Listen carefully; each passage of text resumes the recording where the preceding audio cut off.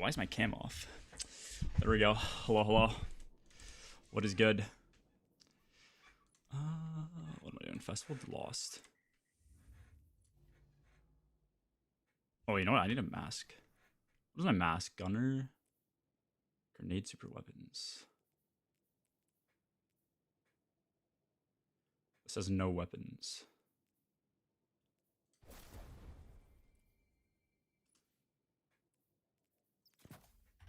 Whatever. Okay.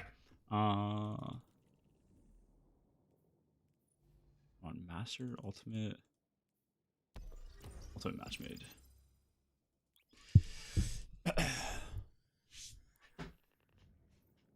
Arc, what is good? KRK, what is good? How we doing? Wait, do I not? Oh, I do get A. Okay.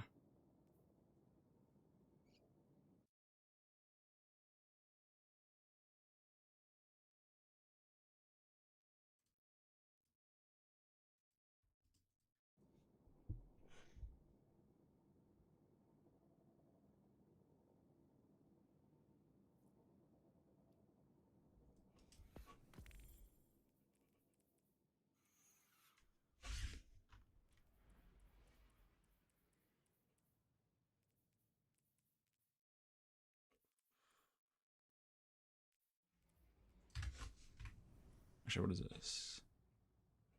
Grenade super. What good, Hind? What is good? What is good? How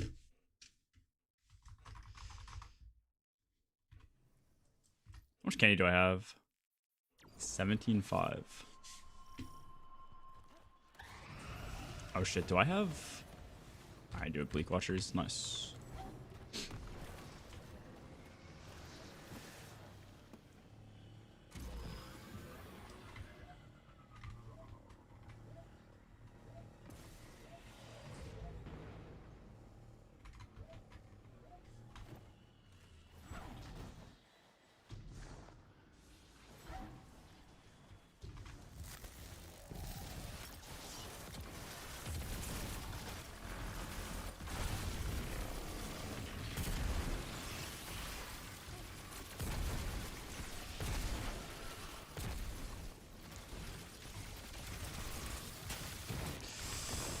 What's up, Ghost? How doing, bro? You home at this point? Or you on the train?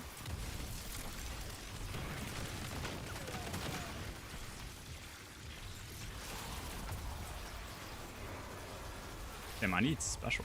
Oh, there we go.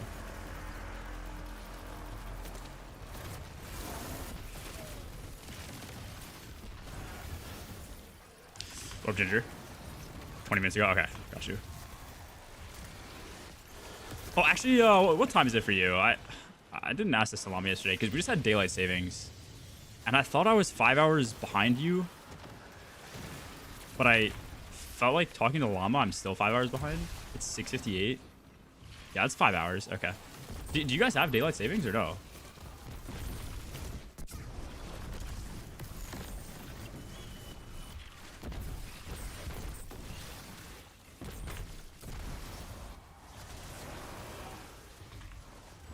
Oh, it was a week before. Okay, okay. So there was a week of 6 hour overlap, I think, then. Something like that. Okay, got you.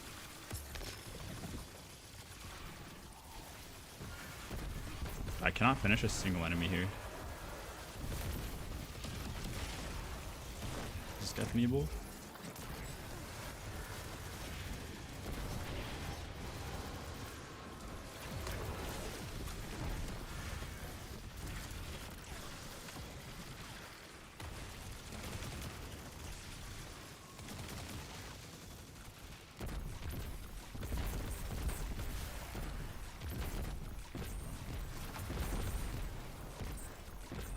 Let's get P-Man. Hold on, bro.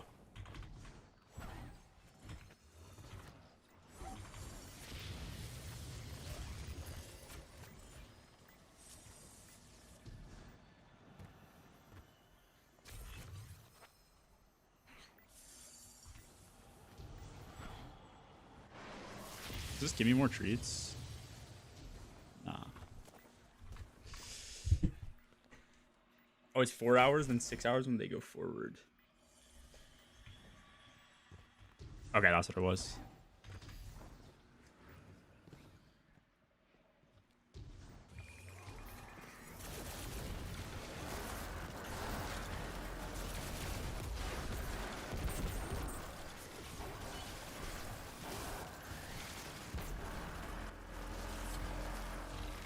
Mama can't get it up.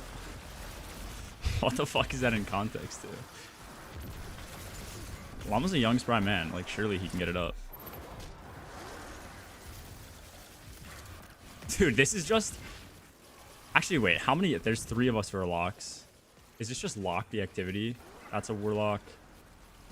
That's a hunter. Just die? That's a hunter. That guy's a lock into that. That guy's a titan. Oh, no. It's not actually that many locks. There's only, like, 4 of us. Or 3 of us.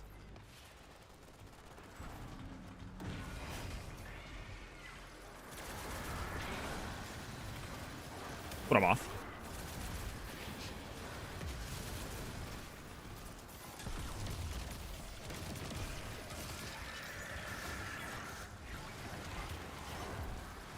Dude, low key, I know people are complaining about the game like being stale and shit, but I swear there's like not that much time in between the last 3 contest activities. Like, we had normal DP, and then like you were kind of just playing the game for like a month before you realized like the game was getting a bit slow. And then by that time, like we still had a bunch of like practice shit starting up, so that like occupied us for the next like month or so. And then by that time you only had like still like a month to 3 weeks to prep for like the next raid. And I feel like the same exact thing has happened for the dungeon. Like, we're like a month away from the Renegades dungeon and all the Star Wars content. Like, doesn't seem like it's that slow. Made a big boy move yesterday. What was the big boy move? Like a purchase or what?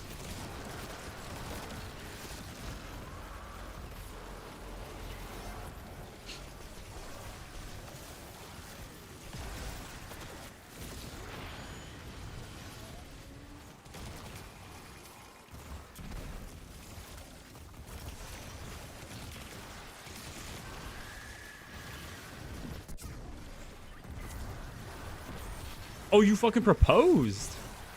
Yo, congrats. That's awesome. How'd it go? I mean, obviously, I'm assuming it went well because you're telling me, but more so like, what all did you have to prep and shit? Like, what'd you do? If you want to share.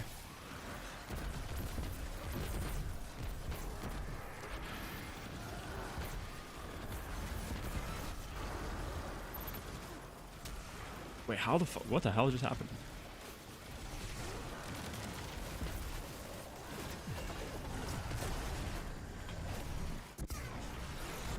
Alright, bro. Surely the Shrieker does his job.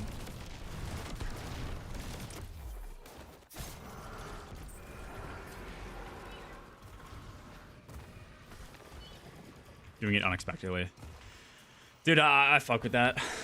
Dude, there's nothing that I hate more than, like, seeing the elaborate proposal like things that people just do for like basically the internet. It's kind of the same thing as like gender reveal parties and shit. It's like, dude, the last thing I would ever want is for everyone in the world to like see very interpersonal moments in my life. Like, that shit sucks. I mean, I guess some people like it from like a bragging perspective or whatever, but you know, there's obviously a difference between like recording it and like doing it for the internet, but I don't know. Also, the new SMG, dude, there's like no reason to get it. It looks cool. It has like a cool little perk set, but you might as well just always be running multi-mock. Multi-mock is just better. Other than, I guess, new gear bonus and new gear mods, but that's about it. Also, timing was good. Either way, that's sick though. Ghost, congrats.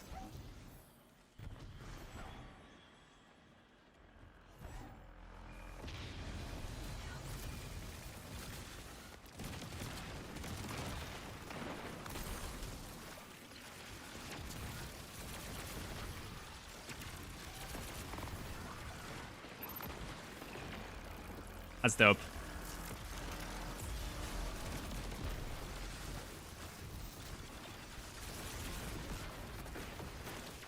Dude, the shiny looks sick and it shades really well. I know. That's why I'm like kind of bummed that it's just like a shittier version of Multi-Mach with no attrition orbs. If it was a similar role to Multi-Mach, then I would take it over Multi-Mach because like I think Vice Stinger would probably be just like a little bit better and it would look way cooler, but it's just not. A 2-day hangover? Dude, I always have gotten bad hangovers even when I was young, like 21, like, you know.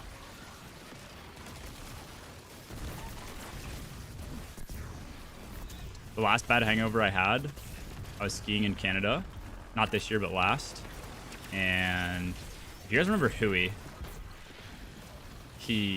I go on these ski trips with him. And he, I don't want to say forced me to drink a lot, but you know what I mean? He encouraged me to drink a lot. And yeah, just blacked out, woke back up on our Airbnb's couch. And like the last day of skiing, I was just chalked. And the day after that was a travel day. And like didn't feel much better that day either. So have not gone hard since. Yeah, I was good, Kev. 22. Try to forget about Huey. Why do you try and forget about Huey? Wait, what the fuck is a subjugator? Why am I moving slow? Blind effect from Bewildering is nice though. Hey, like if you like the gun, run it. I just think attrition orbs is such a utility perk nowadays.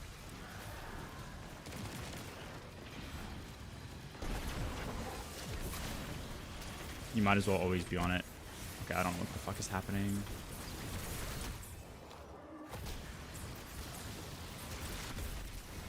Like, dude, what is happening?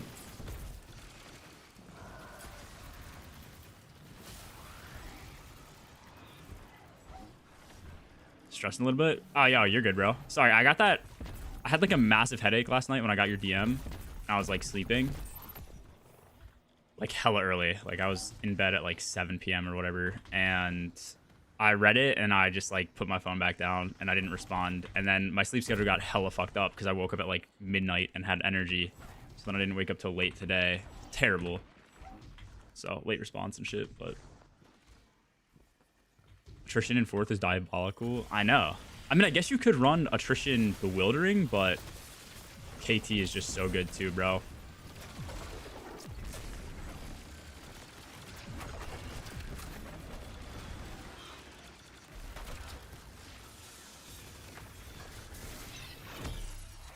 What the fuck? Didn't I do this one?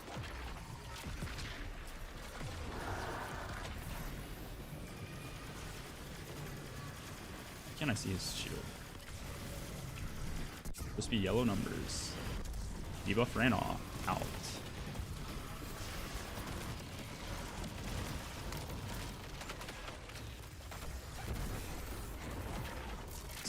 This guy is like pre-jacking his tethers.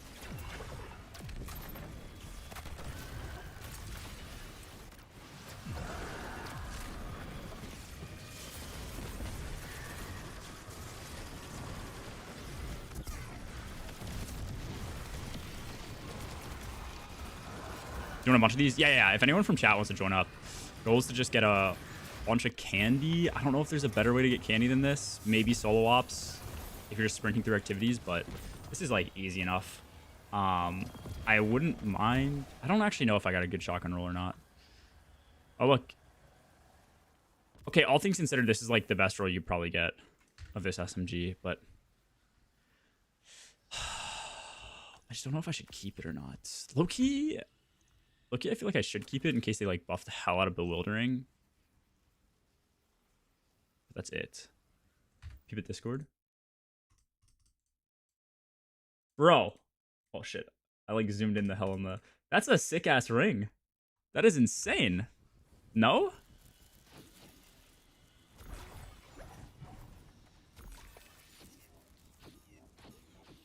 Actually, I'm curious if you went... No, honestly, I feel like if that's... I'm curious if you went lab-grown or not, because I'm curious like what people's takes are versus like lab-grown diamonds versus regular, but I'm pretty sure like... I don't know, like a 2-3 carat... I actually have no idea what the prices are, but I'm pretty sure like mined versus lab-grown is like 5 to 10x the price. Like you might as well just get like a fat rock lab grown is kind of my take. As long as your to be fiance doesn't care. Wasn't even that expensive, bro. It looks insanely big. Looks like a crazy fucking ring to get. Like I'm used to engagement rings just being like dainty little, you know what I mean? Like unless you're like fucking Cristiano Ronaldo over here, spending like 2 mil on a ring. Yeah, join up, join up. Anybody who wants to join, go for it.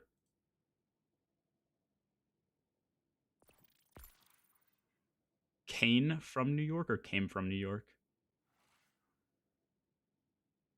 Ethically grown lab diamonds better than unethically child mine diamonds. That is true too, yeah. I guess I keep that SMG. We're doing an ultimate. I feel like ultimate's like easy enough for people. Playos 320 said you'll be brought up. Also, cool. What's good? The ring is from New York. Okay, that's pretty sick. Let's hype.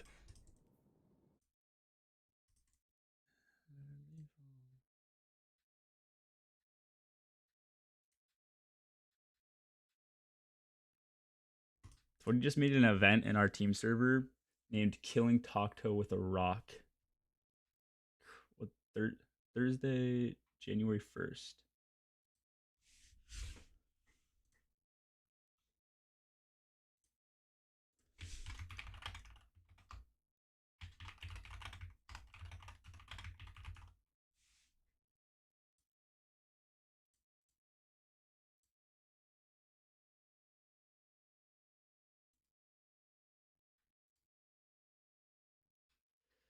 I just made a second event. This event will be streamed live. Got confirmation. Nice, nice. If you had to take a guess on how many times you've ran this activity in the past week, less than 20 or 30.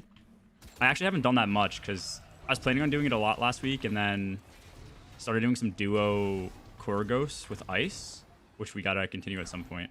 I actually think Ice is on, so I could have messaged him to continue today. That duo is low-key like a massive sleeper, though. That shit's not even like that fun, in my opinion, so I kind of want to just get it done. I might try and run it with him, whether it be off-stream or something, but it's just such a boring duo, bro. There's nothing to it. And then the other thing I'd really kind of want to do is get some more weapon rolls that I'm missing out on. So I might start doing that in prep for the dungeon. Like I could get a slightly better mint.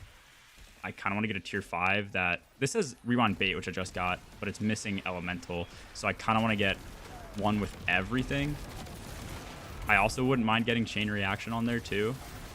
Just as like a little tertiary perk to run in mid-game. But we'll see.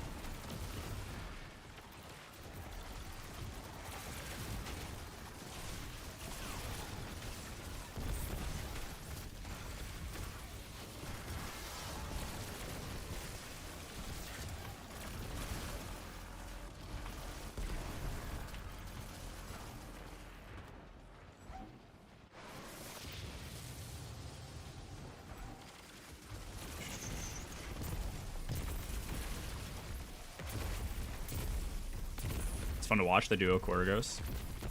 You know what's actually a really fun thing to run? Duo Epic of Poppies. I ran that with Talk. That's like my perfect idea of a like low man. Not something that you have to actually like sit there and craft too much. But like if you just execute well, you'll just get it done in a few hours. That was a lot of fun. It's a lot more reminiscent to a day one. Because like you're not really running it to fully optimize. You're just running it on strats that are good enough to get a clear as quick as possible. So yeah, I don't know. Like that a bit more. Oh wait.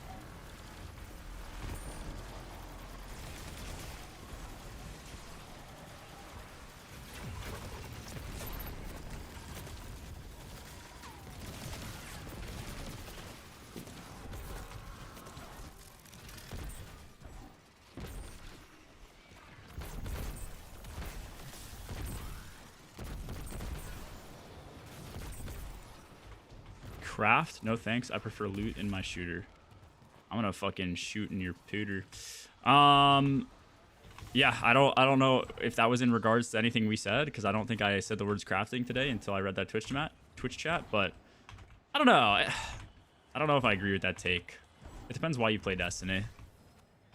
Like, if you want a true looter shooter, I feel like go play Borderlands, because it's just always going to be a way better looter shooter than this. This game is just so different. Like, it is definitely a MMO FPS. I feel like is the best way to explain it. It's like if League of Legends. It's like if World of Warcraft had guns. Like, that's more of the vibe I get. Oh, talking about crafting strats. Oh, yeah, okay. I mean, that's different. That is different. Like, strat crafting, but yeah, that's fair. I do understand the sentiment that people didn't like crafting. I think the counterpoint I would make to it is, like, there's certain things you want craftable and certain things you don't want craftable. The best example is, like, dungeon loot. Like, I feel like everybody knows what it's like to go into a dungeon and, like, try and farm Final Encounter, but you can't get what you want because everything is in the loot pool in Final Encounter.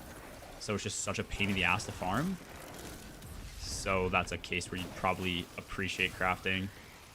Other places, I feel like not so much. Thanks for shooting in my pooter, though. You're welcome. Next week, Kulo, next week.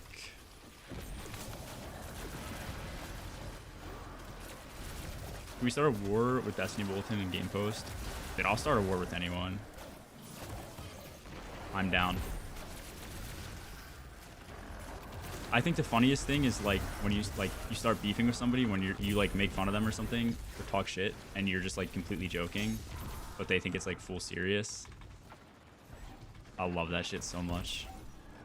Or even better, you start like fake beefing with someone and it's like a complete joke, but like other people think it's serious, and so they start like joining in and trying to defend somebody. What did I just die to? Anyways, that shit's funny as hell. Fake beef.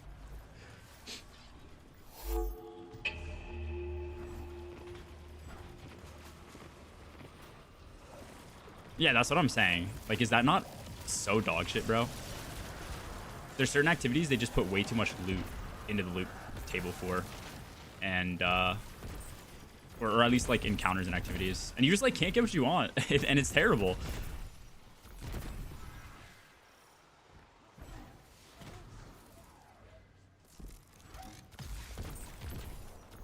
I think this game would low-key be better if it was not craftable, if they just had, like, a target farm for everything.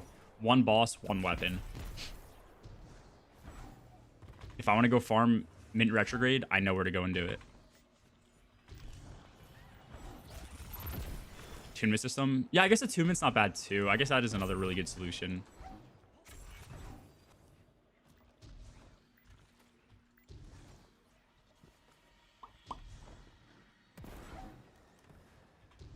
I also think the library system is a really good solution for a lot of these. Like, if I had to make a game like Destiny, my default would just be a library system every day of the week. I get this new meta grenade launcher to drop with bait and switch, but its first perk is terrible, or the rest of it's terrible. I'm going to extract bait and switch from it, and then by the time I end up getting like a decent enough roll that I can use, I can like put bait and switch on it. And that's the only change I can make to it, like the Division 2 system. I feel like it's like the perfect balance of grind for your loot, but you don't have to be perfect. You don't feel like you're getting super unlucky. You know that fucked up plan on Helldivers is Shawnee? Is that the one where the big ass bug worm, the queen, comes out of the sky or whatever? And you're like fighting in the caves?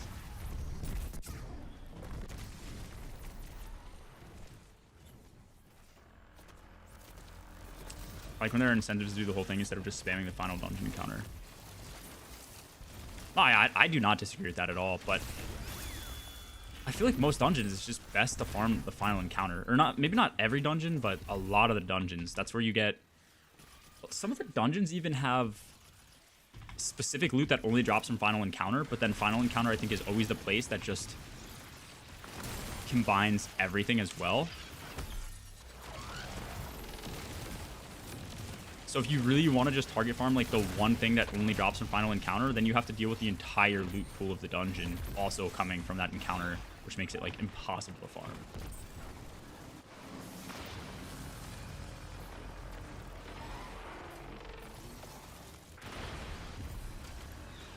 Minor MO to kill 50k Hive Lords and it got done in 2 days.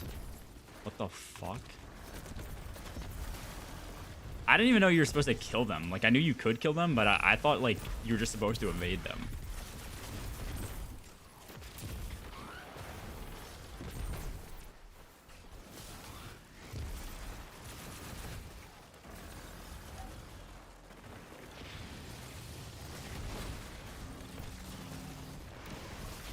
I agree with that too, Vibe. Tier 3s make it super easy to get exactly what you want. Like, I was looking for a bait and switch rewind roll, and I got it in like a couple of activities farming. If this is all I need, it's pretty easy to get because I have a pretty high chance to get it. But if I want to add elemental honing to that same roll, and I want to add chain reaction and envious arsenal and a bunch of other perks, then it becomes increasingly harder to get everything consolidated to one roll. So yeah, I think it works as well. The only downside to it is when you end up having perks like bipod, where you can do a bipod swap on like a rocket, and it's like super overpowered. Dude.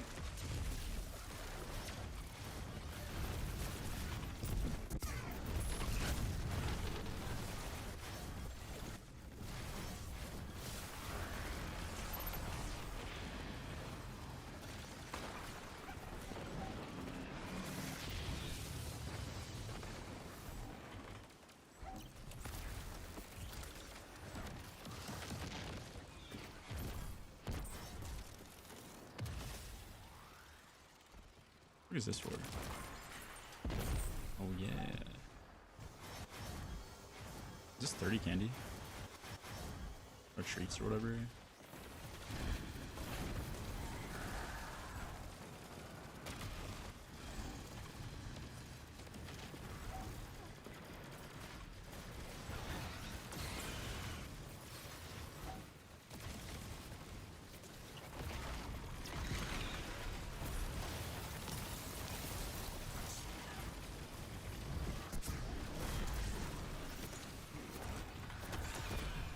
No idea why they would get rid of all reps and reps giving more perks. Oh, you're talking like Crucible and Vanguard rep? Yeah.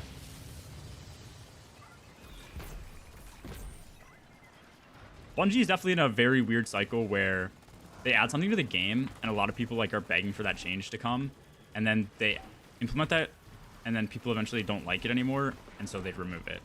And I feel like that's a good example of just a system that was like, it was in the game and like people didn't love it. So they got rid of it. I don't know.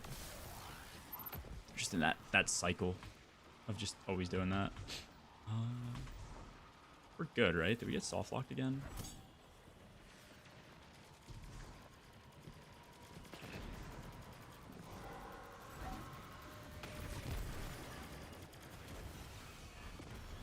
No, it just takes time. Okay, cool. Lost interest right now. Yeah, Edge of Fate was not good. I'll be honest. Edge of Fate was just not great. It wasn't bad. It's just like it's like a Lightfall, you know.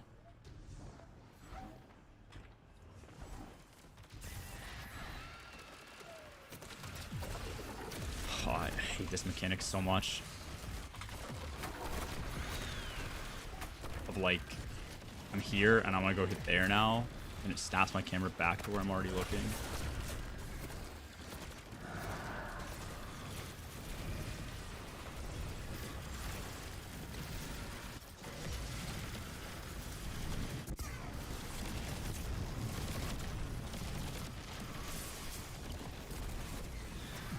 Rad content's be good for sure. I mean, Sundered was pretty bad. I think that's the only thing they've released that's been pretty bad in the last like maybe 2 years. I will take that. If it's gonna be anything that's bad, fucking load it into a dungeon, bro. I'm really curious on how this dungeon's gonna be. I think Vesper's Host is one of the best content pieces we've ever gotten, or sorry, contest pieces we've ever gotten. And they followed it up with Sundered, which I think was, I don't want to say one of the worst, but just like, it's just so mid, and there were a lot of issues with it. Thought Sundered was fun. Yeah, I mean, if you thought it was fun, great. I just think there was like issues with I think Zoetic Lock set was just kind of, it just wasn't play tested well. Blader's going to Hunter. What do I get here? Powers is 501. I have that. Okay. It just wasn't like play tested well, bro.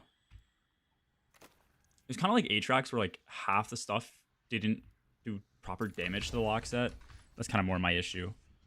I also had a issue with First Encounter. I think First Encounter was an encounter that you could easily brute force and get lucky and clear many attempts before other teams. Versus if you were unlucky, you had to actually like learn and make sure you fully understood the encounter. So kind of my issue with that encounter, at least. Go for a bit. You're good, Blunter. Anyone else want to join up? Especially want to join. Just let me know. You can wait.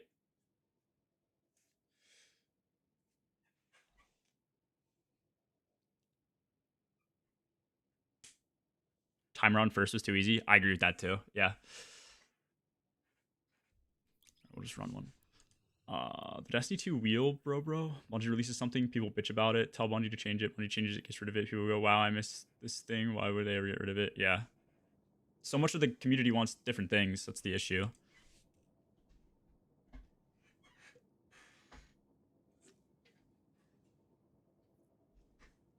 For every person that doesn't want to sit on here and grind endlessly for a god roll, there's a person who does. So, I don't know. I don't know if there's a good solution to that.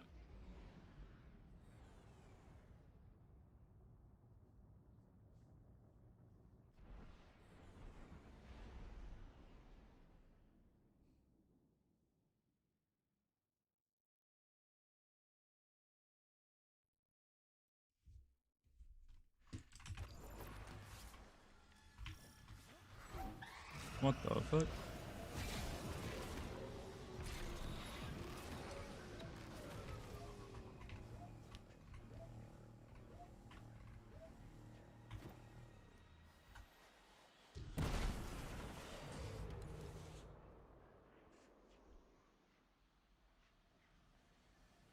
Yeah. I mean, yeah, some of the modifiers I don't fuck with. This is like fine though. I couldn't tell you what the modifiers are in this, but it's master. Everybody's matchmaking it, so you don't like have an issue of people not wanting to play it and you can't matchmake. Yeah, this is fine for me. I think the big ones they need to just get rid of is like locked loadout, no ammo. I don't know if half these are even still in the game. Like, low-key, I haven't done like any portal ops this season. Like lock loadout sucks, no ammo or no starting ammo sucks. No HUD, that kind of sucks. Those are like the major ones for me, and then some of the other modifiers. So over lock loadout, same, bro. I mean, we have lock loadout in this, so I guess lock loadout is 100% still here, but it's just like, why, bro? What is lock loadout really? Like, I guess I get it in GMs. A lot of people try to make the argument with not swap, like, that there's more skill to knowing how to use one loadout to, like, do everything. I just disagree. Like, all it does is, like, remove a skill ceiling, in my opinion.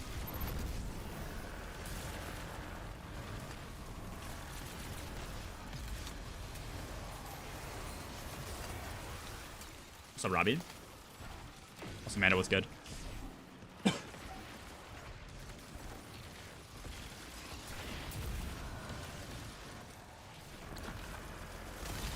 Oh, I'm getting owned right now.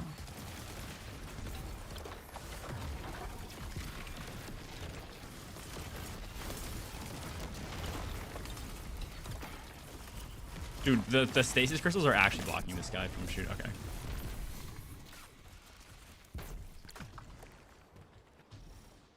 Yeah, I don't know what Bungie. Bungie's weird. My thought is it was something they wanted to try. I guess, dude, I don't even know. I genuinely don't even know. I honestly, I don't know. I don't know. Everything I'm going to say contradicts itself. Like, part of me thinks it was something that they just, like, wanted to do the whole time. So it was just, like, internally added, and they couldn't remove it. But it doesn't exist now unless you're on 3 feet or above. So that's also just definitely not true. Like, they definitely...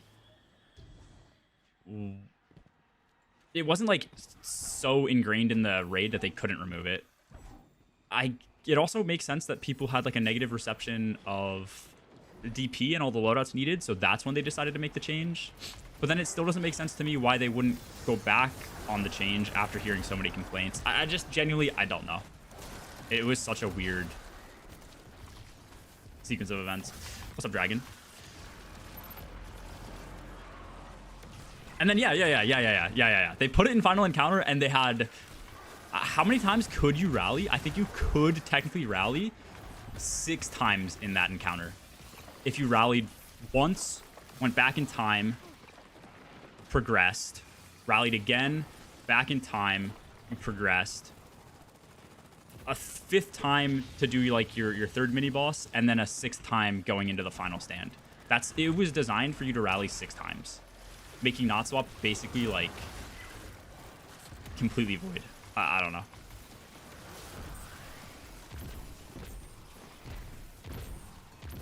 I think they've learned from it, and they'll never do it again. But we'll see.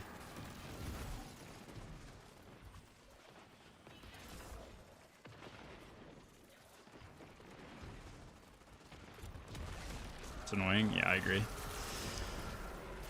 think they wanted to test it, I guess, and hope. I feel like all that matters is now they know, like, people didn't love it, so as long as they don't add it back in the game, all that really matters is that. I'm fine with them testing something, learning from it. But if we see not swap pop up more in the future, I don't know. I'll be upset.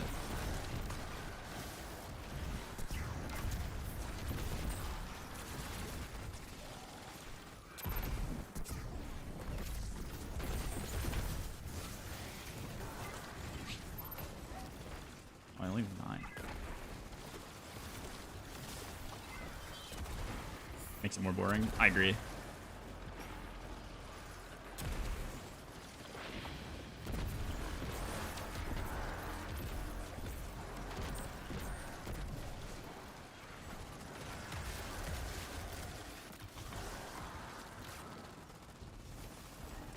This guy's soloing up here.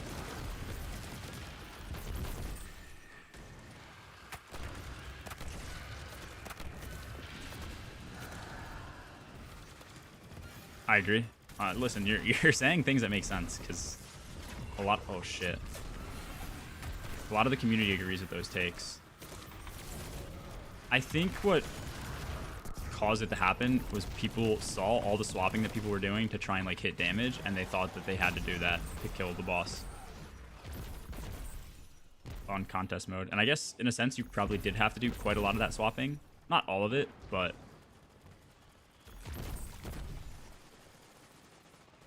just turn people off.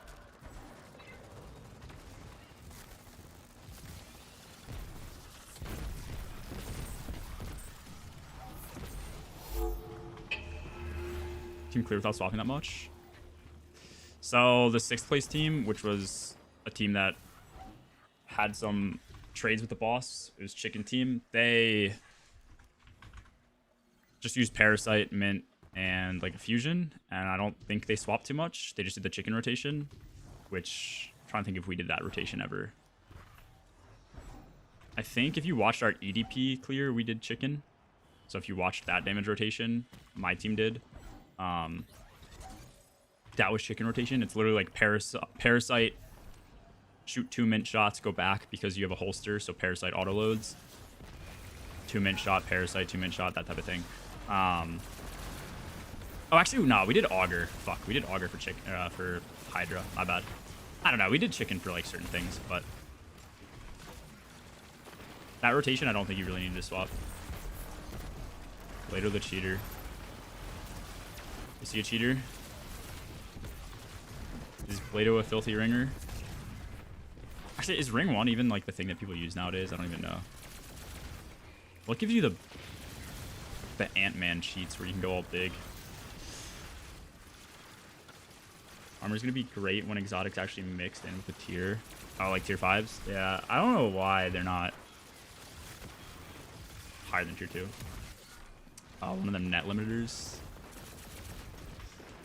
Fair enough. So many people net limit now. My take on net limiting is if you do it for like API runs, like, I don't know. I don't really view it as cheating, but the only person you're really affecting is yourself and your fire team. Like, it's, I don't know. To me, it's like no different than pre-cubs. Like,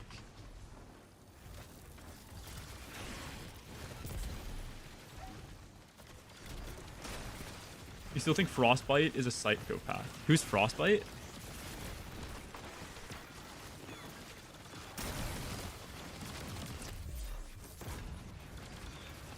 Is this a person like in the D2 community or?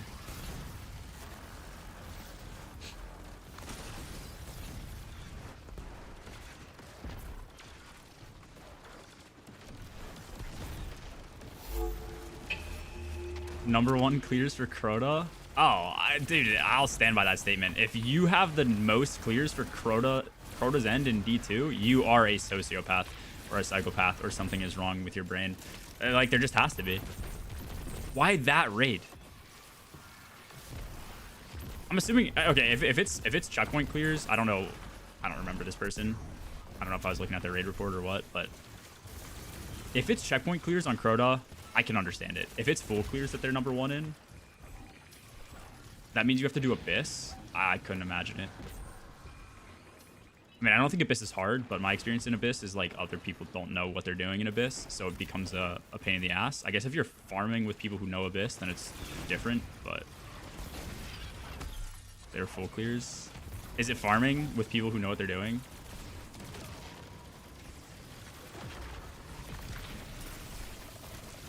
Edwards only track full clears unless you look at 90% on the raid hub. Okay. I mean, okay. I guess that's a bit different. LFGing that raid is terrible. I've even played with really good people who don't know how that encounter is mapped out because they never take the time to learn like numbers for lanterns, how the lanterns work, and where the holes are. So it's just miserable with those people, even if they're good players. Fucking hate Abyss. It's really easy if you learn it, but you have to learn how the lanterns work, and you just have to know where the holes are, and like that's about it, I think. And then you have to just be playing like Strand, otherwise it's kind of ass.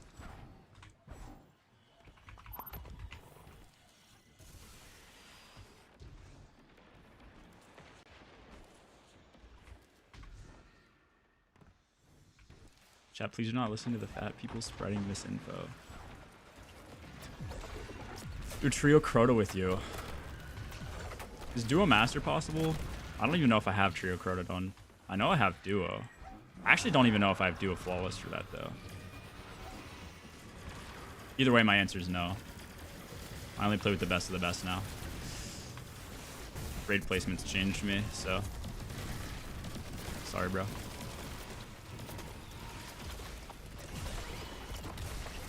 Not the same man I was 4 months ago.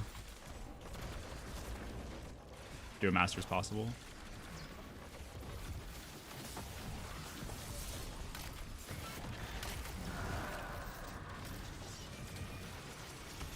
Oh, wait, why did I ask Duo Master? Wait, what? Actually, no. I could have sworn there was something that made Duo Master like harder now. Or I'm tripping.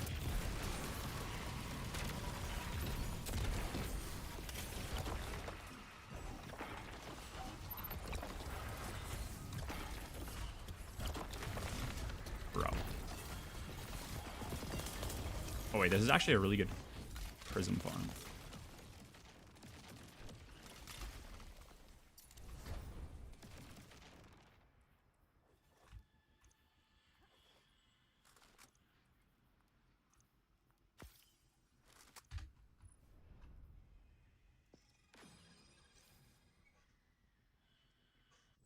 Teach me the ways, G. Teach me the ways. Of Abyss? Dude, I don't think I'd want to touch Abyss. So many of these,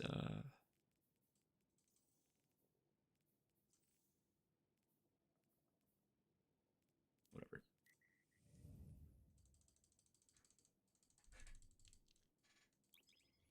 You were, yeah, actually we were doing trio Crota speeds. Those were not, I think it was me, Huey, and Kirby? Just like stopped, man. Those runs were not great. Not great at all. I think if I remember those runs correctly, we just had issues with bridge. Huey had some roll that like he just couldn't do on bridge, and then it would just cause a lot of ribs, and then final we just like would never kill. Solo building? Yeah, it was something like that, right?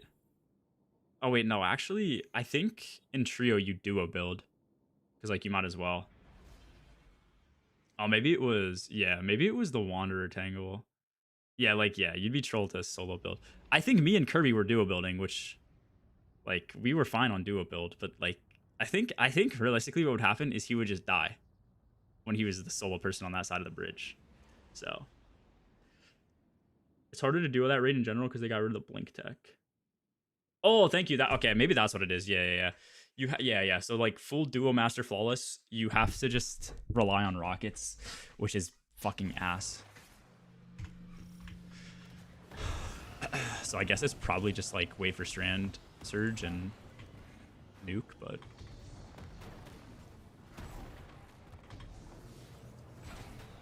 damn, how do you remember this so well? Yeah, I remember that, and then our damage was not good. I would definitely fuck up the grapple rotation a lot, but I felt like I think if I remember correctly, like if I would cook, we would clear, but if I would mess up, we just like wouldn't clear. Kirby, I think, was on Hunter, so like most of the damage came from me and Huey, or maybe Kirby was on Well. I forget exactly what it was. So it was like basically on me and Huey, and I don't know, it just not good runs, not good runs.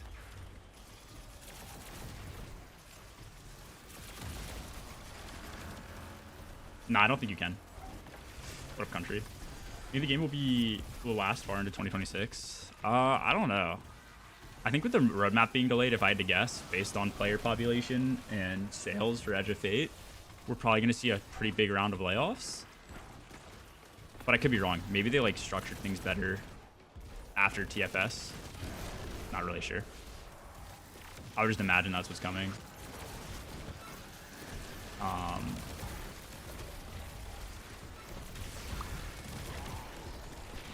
But I do think, like, I don't know how to word it. Like, Sony acquired Bungie. The only thing Bungie really has going for it is Destiny. And I guess it's IP. So I guess in some ways Sony gets residuals or whatever from, like, Destiny Rising, if I had to guess. Which I also just saw a post on how it lost, like, 65% of its player base or whatever in the month of October. Point being, I don't think Bungie or I don't think Sony would ever want to just like kill off Destiny, you know, in hopes that like Marathon does well. I'm not like perma slow, bro.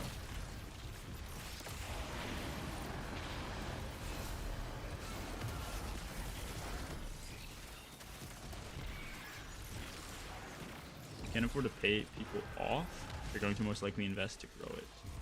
Lay people off. Oh. Yeah. I'm not sure. I don't know. I'm not a fucking business person. I have no idea what they'll end up doing. I'm just kind of going off what happened with TFS when it did bad.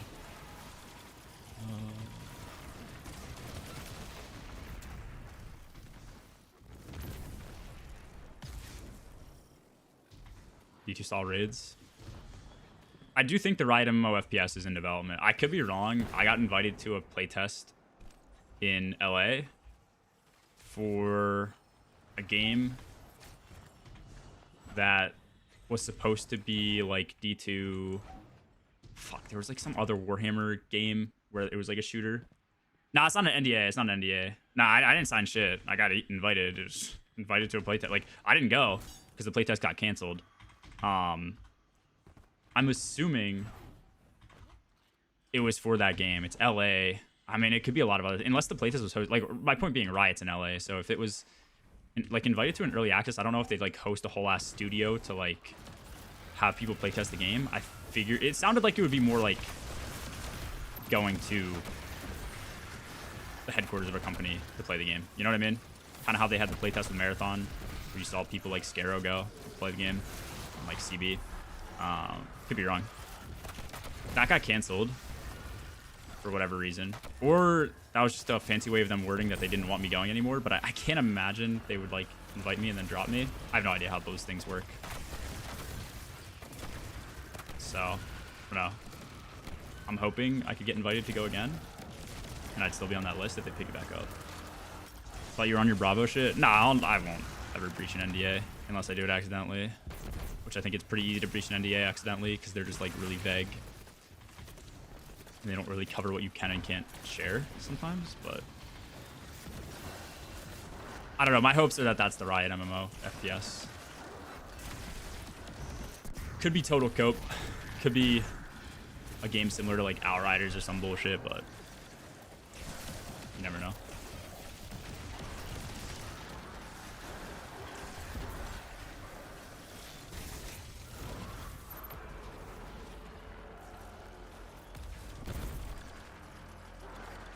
Yeah, but okay.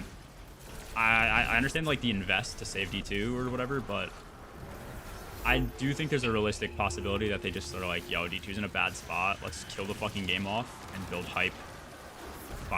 Let's say we killed Destiny for a few years and we just make a good D3. Like I see that as a realistic possibility. Where do I dunk this shit though? Okay, well.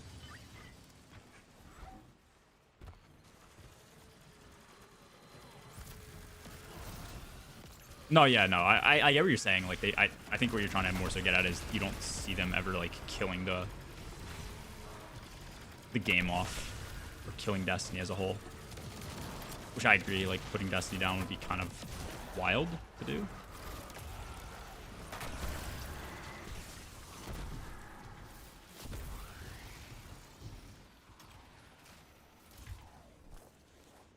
Down patch to pre-Edge of Fate.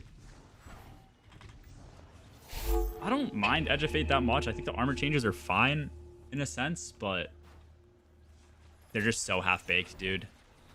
Like, I'm just whoring up armor because a new meta build comes out like every other week that I need to like have a new armor set for in order to have optimal stats. And if I don't do that, then I'm gonna have to go and grind armor on Kepler for like 3 hours, 4 hours just to get a set. Like that's just ass. Also, Henry, thank you for the Prime. You the same Henry I played with the other night with Mr. Tukto? Oh, shit.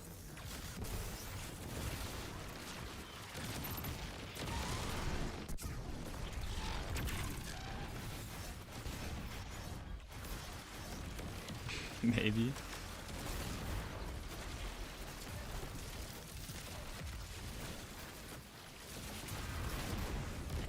Didn't accept my friend request.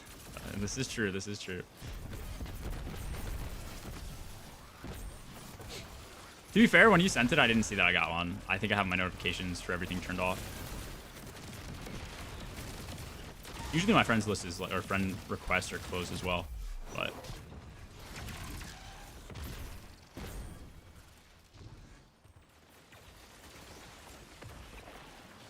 E3 will only work if all purchases and characters can be transferred with all gear. Nah, I don't think so.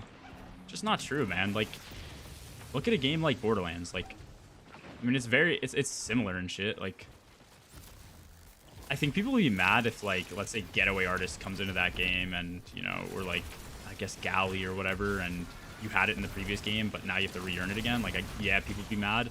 I think if they do a D3, they just have to go the route of not adding anything from D2 or D1 into the game ever. If they go that route,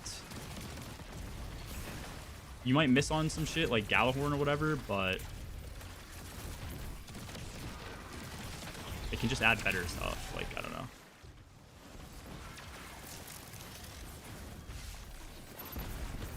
What? You see my FPS? What the fuck was that? What the fuck was that?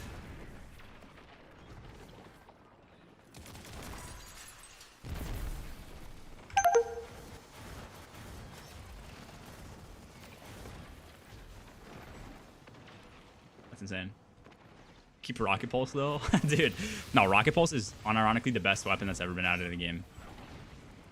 I think it's like way better than Peak Mountaintop, if you account for the fact that like Peak Mountaintop had the auto-loading meta, which is the only reason it was like good in damage and ad clear.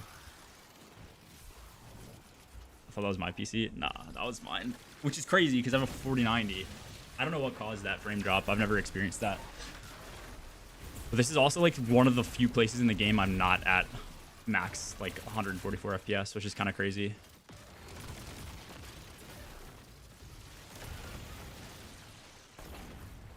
I played D1 Alpha. Quite literally, Bungie just needs to like do some internal restructuring to not have stupid people in the company who like listen to that bullshit. Like, why are we listening to old heads in general? All right, that guy just got full HP again.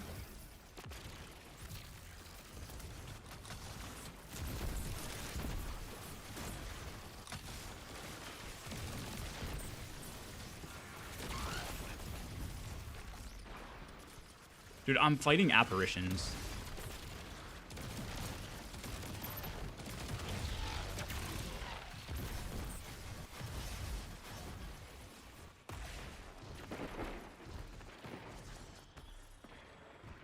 They released D3 as a full complete reset. Yeah, that's what I'm saying, bro. I think the only major downside I would see, and I don't know if this is true, but it would be a rough launch if, like, you know, you go from D2 where I have so many raids that I can play, to a you know, a D3 where I have one raid that just came out. You know, it's the only thing I'd see being bad or potentially really boring about the game, but over time it'd get fixed, you know. But I think they would have to prevent that in order to have like a good launch.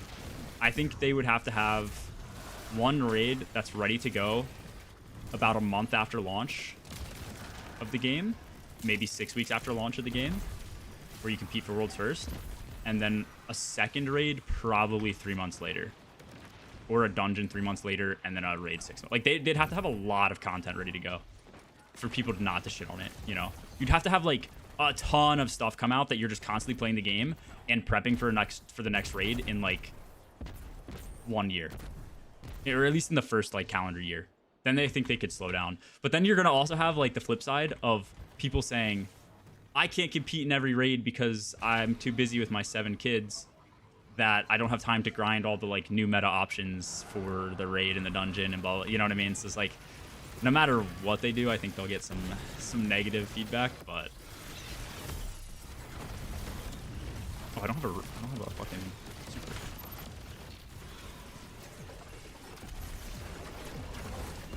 Do what Levy did, raid and 2 raid layers in a year. Yeah, that could be good. I think the raid layers kind of aren't always the best, but better than nothing.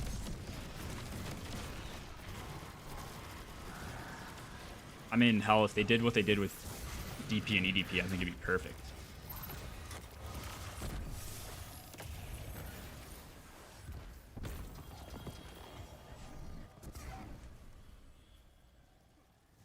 Weathering KT.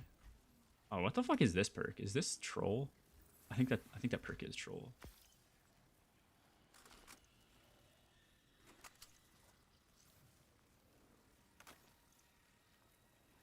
Oh wait, that's smoke jumper.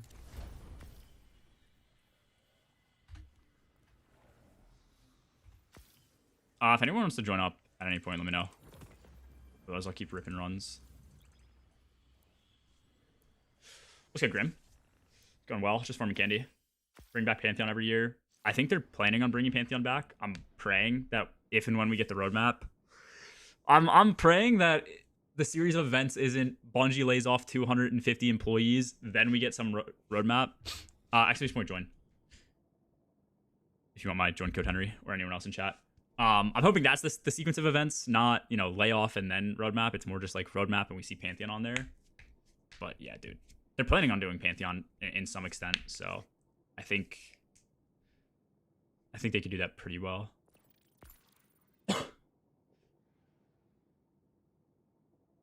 Play trials for the auto next weekend. Nah, I don't care about the auto. I want the scout and I want the sniper. The sniper. Anyone in chat know what it's called? Let me queue us real quick.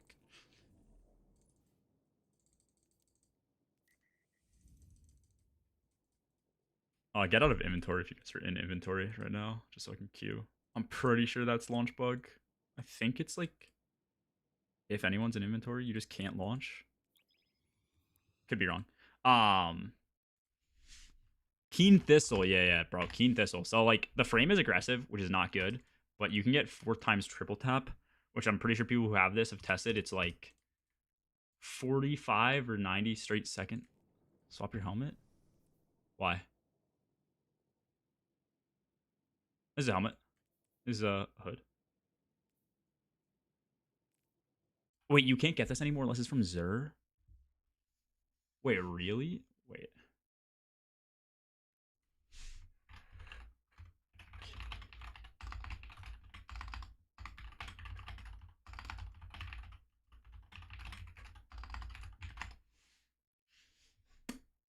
Fuck. Oh, swap your helmet for launch bug. Got you. Okay, well, that sucks. Can you roll randomly for this, or it has to be this roll that drops from Xur? It's buns. I think the difference is it's better than like primary option. I could be wrong. This is I just go off what Silence and Talk have said. I'm pretty sure this is better than like primary options. So like, for example, if you're doing Augur, Mint, and then like PKs, this might be better than that, where you have just an infinite ammo source special weapon to use after like your Mint is gone, after other things are gone, stuff like that.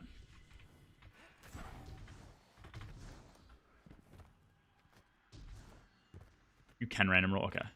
Actually, is there selling it right now or no? It's a good swap sniper, not for dumping. Really? Is it only good for swap? Okay, maybe I'm wrong. I don't know. I'd have to see.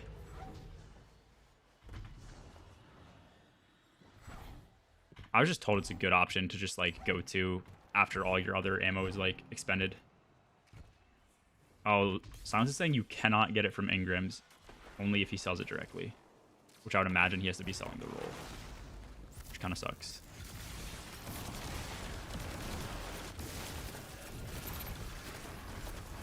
You have triple tap fourth? Okay, yeah. It's a good roll.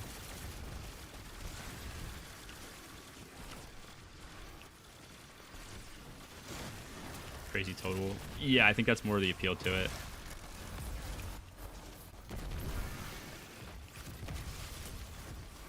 Dude, like, why are there so many entities that there's like, what? We don't need these pumpkins to be spawning in, bro.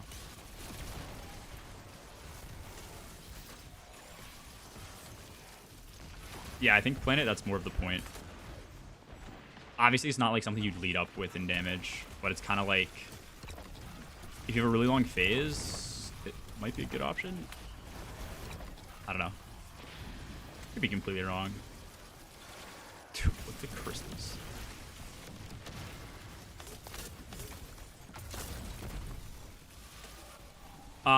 You're asking about trials though, but I do still need. I don't know.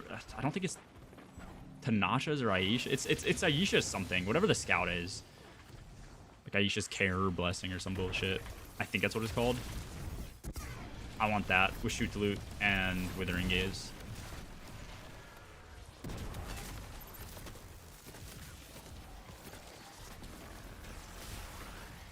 Oh, like Hoarfrost? I know nothing about that.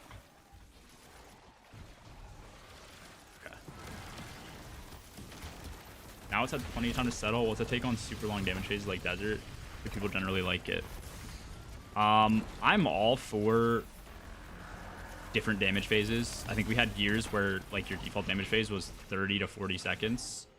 I loved seeing that we had long damage phases that we needed to absolutely cook in DP. I wish they changed it a bit in EDP. That's my personal take. I think most people are probably against the super long damage phases because they didn't like all the swapping and stuff, but I think it's cool. I think we just equally need some burst damage phases. They need to cook up unique damage phases that like you don't just have defaults for, which I think DP was one of those raids. You didn't have defaults for that, which made it really hard to adjust on the fly. But like if we got burst damage phases, for example, like a repeat of Atrax, everybody's just defaulting to like Parasite or Rocket dumps or GL dumps or whatever the hardest hitting super is. Like they'll swap to a bunch of Titans and Crash and Parasite and stuff. So like, I don't know. They need to like come up with some more unique damage phases. But I want to see more burst.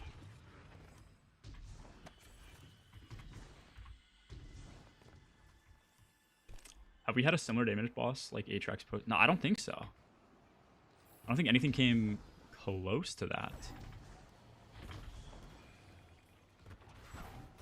The issue with Atrax now is like, I mean, if you get that, you're just going to chicken and super and then probably swap to something like Lament or another sword or like Rockets. Or maybe you don't even chicken. Maybe you just do Rockets as a default. I don't really know. It's going to be like one of those three options.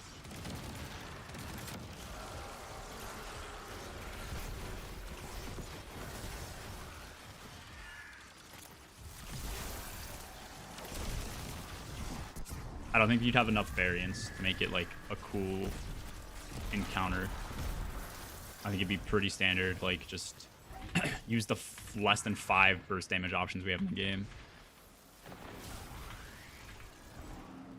Like damage phase similar to Explicator. I guess, dude, Explicator's just been done so many times before. Like, what's the difference between Explicator and Caretaker? Like, really not much.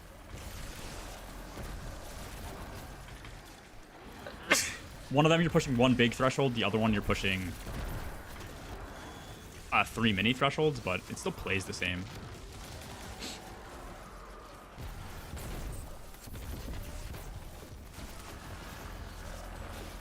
Oh, did we have somebody leave? I don't know.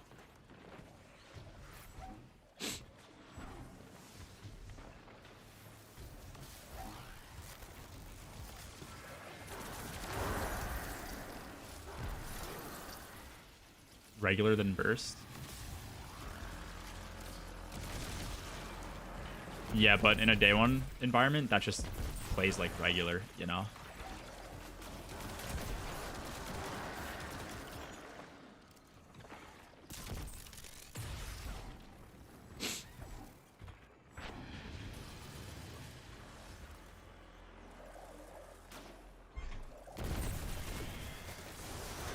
I think what I wouldn't mind is new things like Rolk. Like Rolk was one of the first few encounters you had to just like genuinely move. Well wouldn't really save you.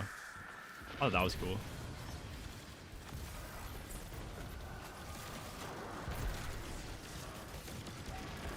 Oh, it's over here.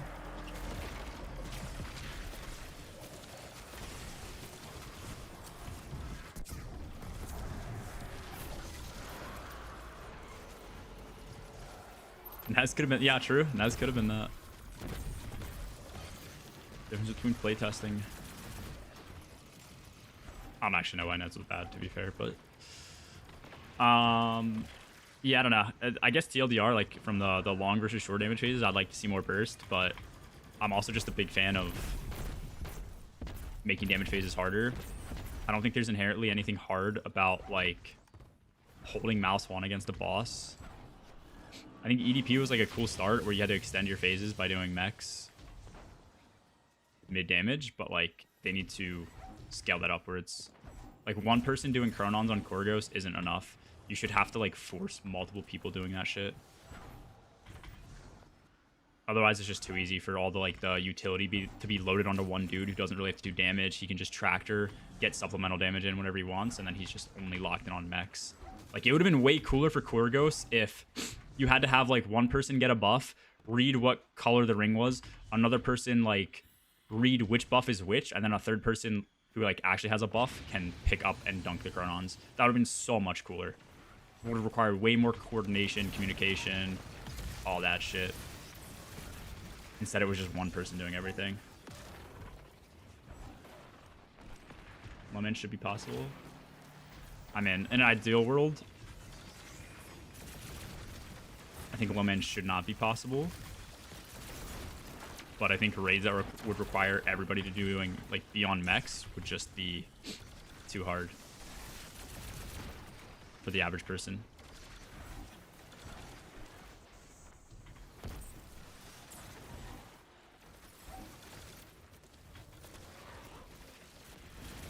Do I have audio? Oh, I do.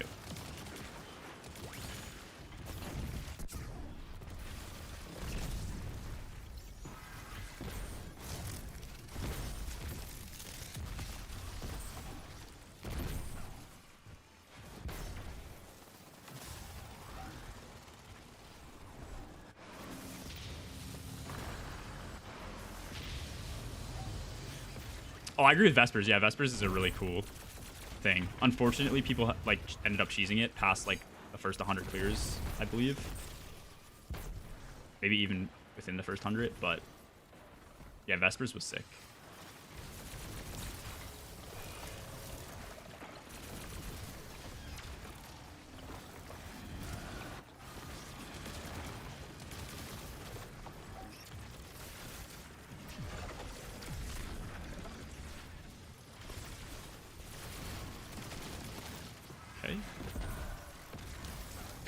If you do this in under 10 minutes, you can throw it in a circle for the stream. What is our time at right now? Do we even have a timer? So what the fuck is full throttle?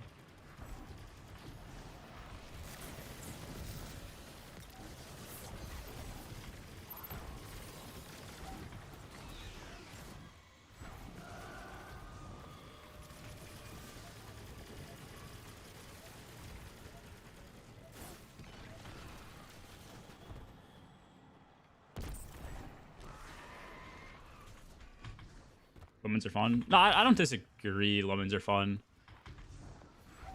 I think there is definitely a big difference between like the quality of a raid when you can solo it versus only trio it versus something like DP where you like. Well, actually, DP is kind of different. Like I guess like maybe SE where you're forced to quad up until recently, or DP where you couldn't really easily trio without somebody like leaving and shit.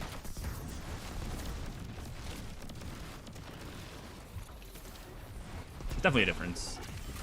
You know, like it. There's no shock that Ron is like one of the worst raids and easiest raids we've ever gotten. And like the first raid you could solo flawless in D2.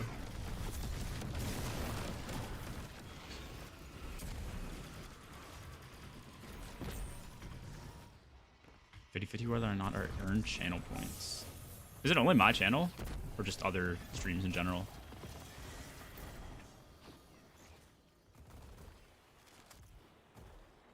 Fuck. I have channel points on. I don't know.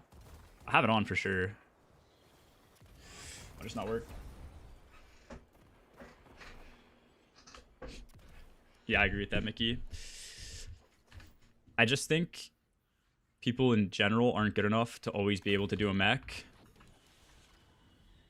So, just not realistic to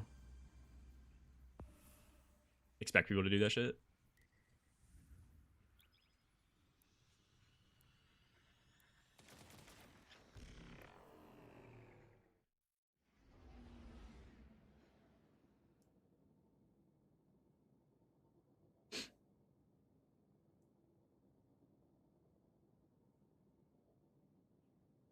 Oh, sorry. What did you say, Flamio? Been out of the loop. Did anything much change in the meta in the last 3 months or so? Mint was already in when I left. Those coming into the game were kind of the last updates for me. Inspect me because you said the sniper was good. Oh, 7. Do you? If somebody wants to join after this, just yeah, I'll pull us back out of this one, or I'll pull us out after we do this one if he still wants to join after. Yeah, this is the role.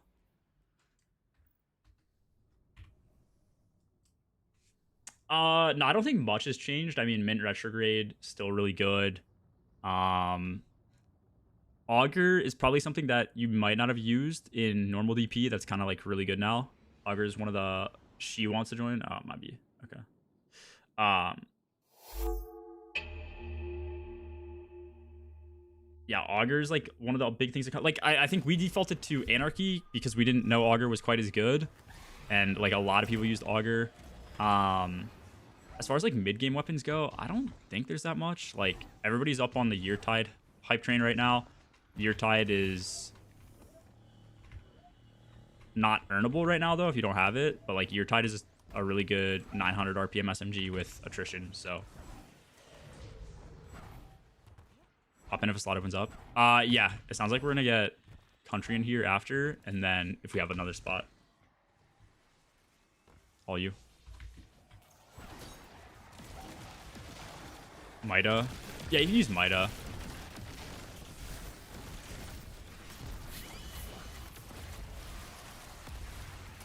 I'm not gonna lie, I want a new special weapon archetype to come to the game. I feel like I never really want to run a primary, but unless I'm running like for ad clear, for example, if I'm running something like Orb Printer and Mint, I don't always have a good option to like shoot mechanics like a Trace. But I think Traces are like the worst fucking weapon type in the game. Like they're just so bad. Just burn through ammo, and they do like pretty much the same damage as an SMG, which has infinite ammo. I want them to add something like in between, something that you can like interact with mechanics with, but they're just like better for ad clear than a Trace, but less ammo than a Trace overall. Something like basically like Choir. I want a legendary version of Choir in the game that's not quite as oppressive as Choir. Might not, like maybe just like a Choir without the hipfire mode. I'm doing pretty sick. Was Finalities buffed? I don't know if it was. I think it was just slept on, no? Somebody in chat might know.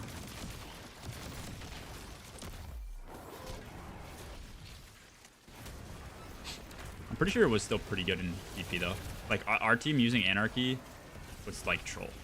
I mean, we cleared with it on a pop fuse, but if we had Augur, I think it would have been better. Just straight up. Fuck. I'm curious if a lot of us had the Catalyst or not, though.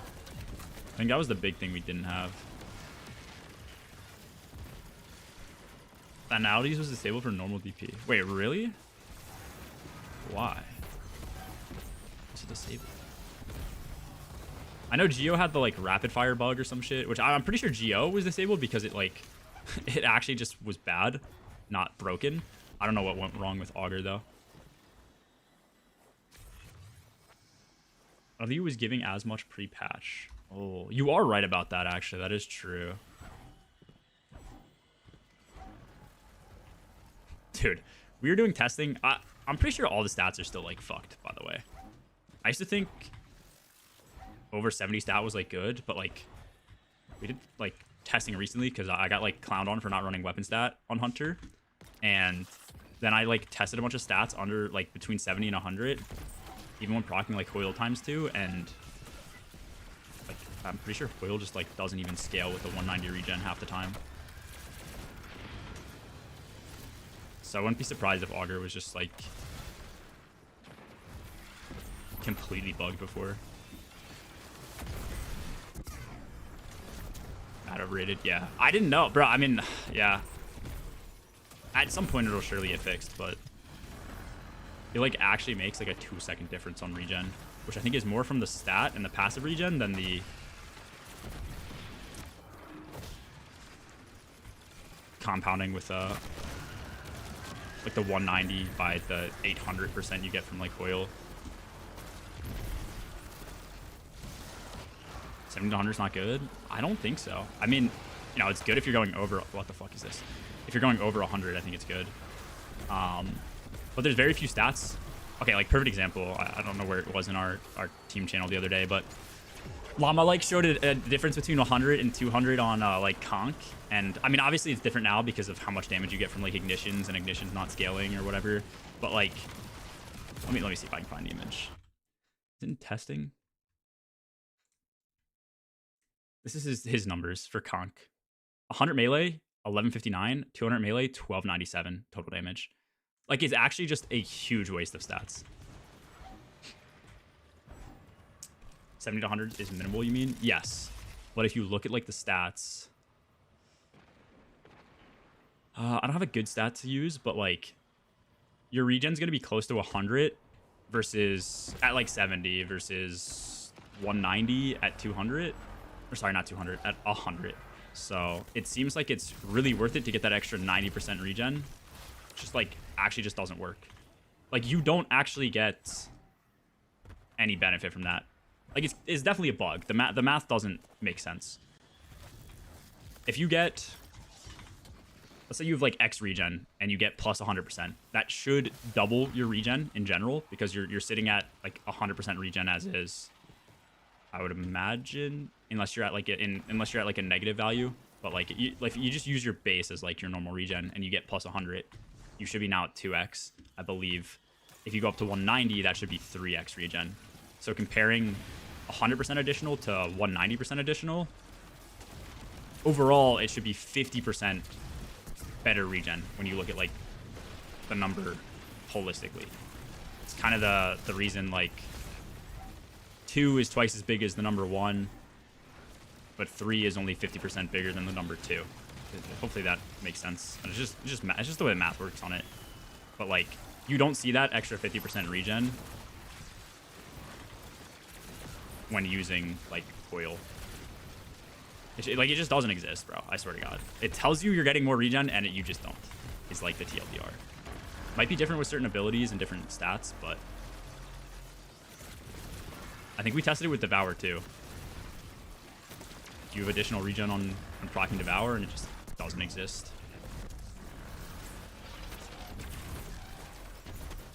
Hope is cope on Hoyle Cert? Yeah, I think so. I mean, there's other things I would probably run instead of Hope. I used to be a Hope enjoyer before they did the fragment rework, because you used to be able to get, like, 5 or 6 fragments really easily, but... I mean, dude, I could be wrong. You'd have to probably test it on your own, because I haven't tested it, but... if Hoyle 800% doesn't make a huge impact on your regen rate... okay, I'm wording this wrong. Hoyle makes a big difference. Hoyle makes a huge difference. But... it doesn't matter if you're at, like, 70 stat for the 100% regen, or if you're just at, like, 100 stat for the 190. Does that make sense? Like, Hoyle pretty much acts the same. You will almost always get your melee and your dodge and everything back in the same amount of time. I don't know how Hope works, but I would assume Hope is kind of the same way. Like, if you add that 40%, like, is it really going to do much? I don't know. Let me see. I might have a clip that I sent to Salty. I can pull it up so that it's easier to, like, show what I'm talking about. Because I feel like when I'm explaining it, it's pretty hard for people to track the numbers and shit. I'll explain. Let me see if I can just pull it up.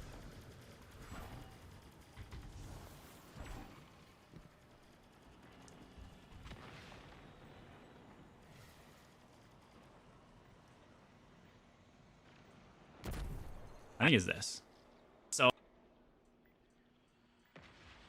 So I'm 100 class stat here. Right, 65, 70. What am I here? I'm at 100 super 65 class. So this is 65 class, and I'm pretty sure I just use my class and I just get ×2 here. And it's going to take me, like, around the same amount of time. Let me figure out the timer. Sorry. I'll just go right when I throw my dagger. So I throw my dagger right now. I'm at 139. 49, I'm waiting. Wait, did I already get it back?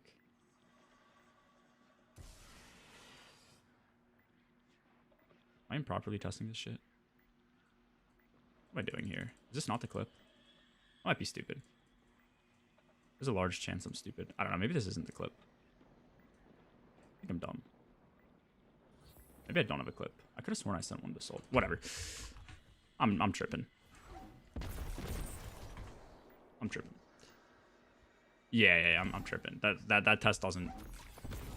The test isn't fair if I'm grappling for Hoyle.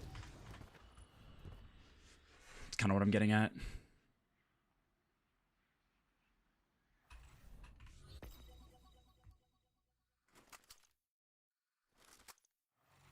I think I'm lagging, G. Your friend want to join? Country incoming? Okay. Yeah, I got you. That's all you need to orbit for, right, Plato? Like, you're chilling?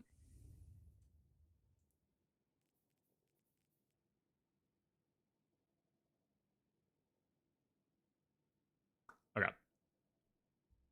40k, don't know what to do with all that. I'm going to try and get exotics that I just need for damage. I think that's all that I really care about.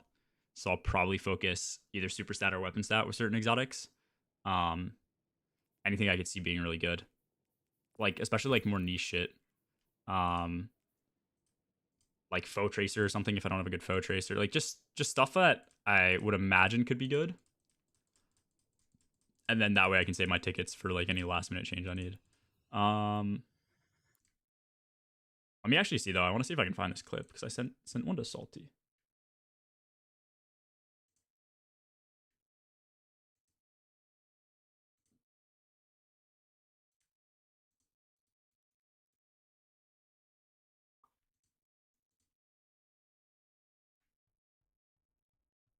I might not have saved it as a clip. I might have just... actually, I'm pretty sure it's 2 minutes. Going from...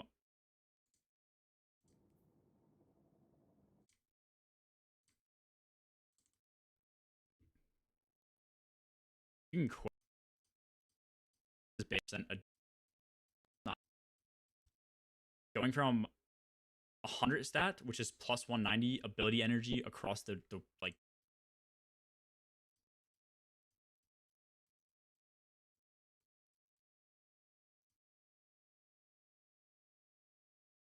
Is this the same clip I grapple in? Like... I thought I had everything in this clip. Maybe I sent the wrong one to him, and I thought I had it all. I don't know. Do that trio with me? I'm all trioed out, bro. You're gonna have to find somebody else.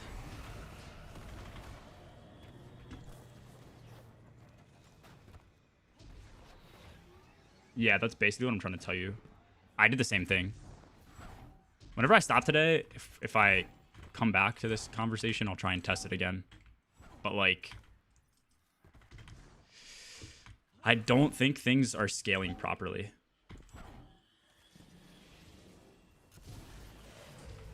I think it makes a difference for passive regen, but, like,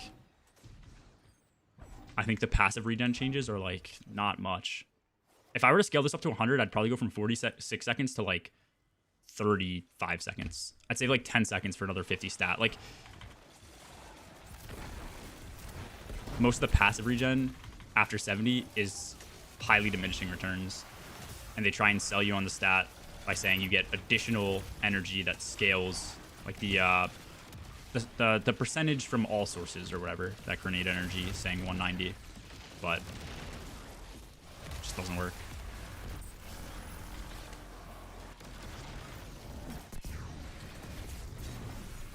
Has been an issue since the release, yeah. So you should run 70 or significantly over 100. Yeah, that's kind of the point.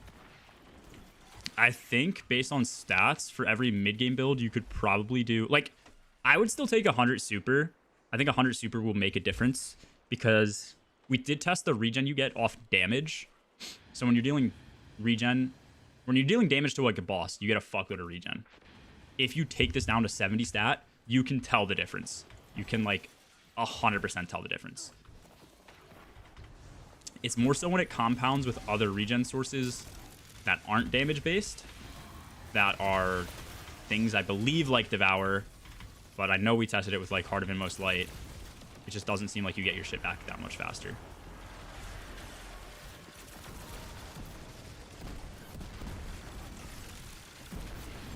So I guess like if you just go like 70 and everything, it'd probably be the best bet. And then crank up your weapons. Any ability that you don't really need, like on Warlock. I don't really need health when I'm on Devour. I don't really need melee abilities.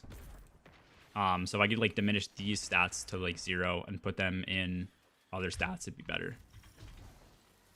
Actually, why do I have 45 melee? Let me see. Oh, this helmet, that's why. I want to run high weapons for ad cleared. Okay, I still think the weapons argument is up for debate. I think there will be times where even at 70 stat, you're going to be missing an ability where you might want that ability to be back. And if you already have really good ammo gen as is, you might as well take those extra stats and put them into ability regen. But in most cases, you'd probably just be like, it's probably more desirable to just be like spamming mint and shit, you know? I think it's like 50-50. I don't know. Sometimes those 2 seconds are going to cost you your life. It'll probably be more in like contest mode environments or Bowmans or some shit, but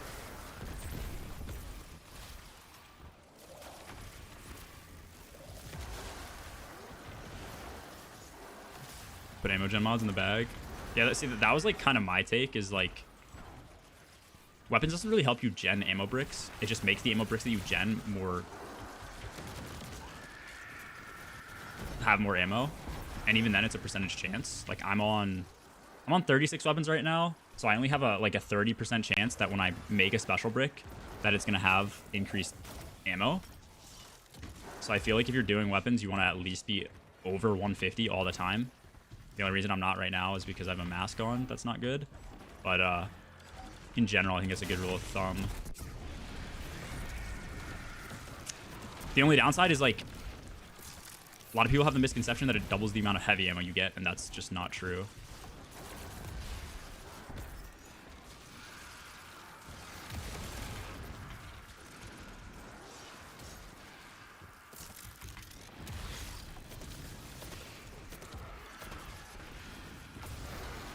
Dude, Blado's just going fucking crazy. It was insane if that was true.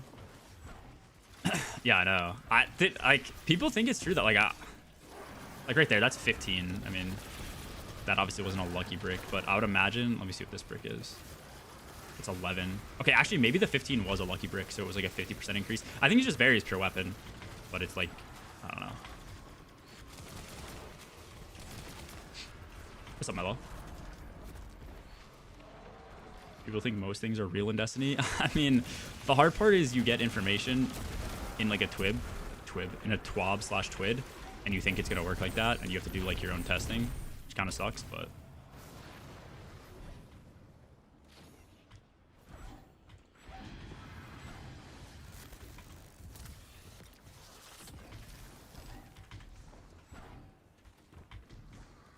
Low-key, the stats so confusing, bro. Like, I don't even know if everything's working properly. I mean, it's just definitely not.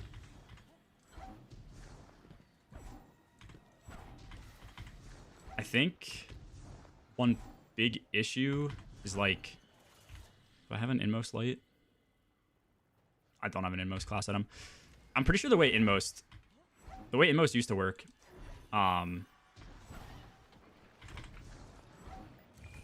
is it would scale off your base regen, and base regen used to be your tier 3 value, and it would take, if you would imagine your regen when your stat was on tier 3 in the old system, it was like, it would take the amount of time that it took you to get like a full ability charge, and it would convert that time into a value of like energy per second, for example, and then when you proc toil, you got 400% times that value added onto whatever your current ability regen was. So if you had like tier 10 grenade and you had ×2 toil procced, it would be whatever the regen per second you got naturally all the time, plus 800 times, or 800% of the rate of the tier 3 value. It was like super confusing, but I'm pretty sure Hoyle still works under that system, and it doesn't scale properly with the regen now, I would imagine.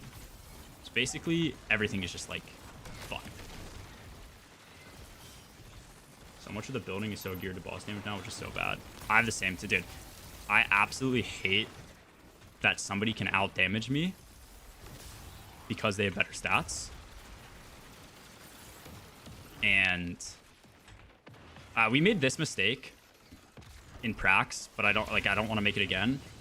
Practicing with weapon stat and super stat, I think, is just terrible if you're like learning a rotation or trying to compare damage, because somebody will just gap you on damage, and on top of you not knowing if it's, you know, like all that person getting like all the unravel damage or some bullshit, which like I don't know how often that is occurring.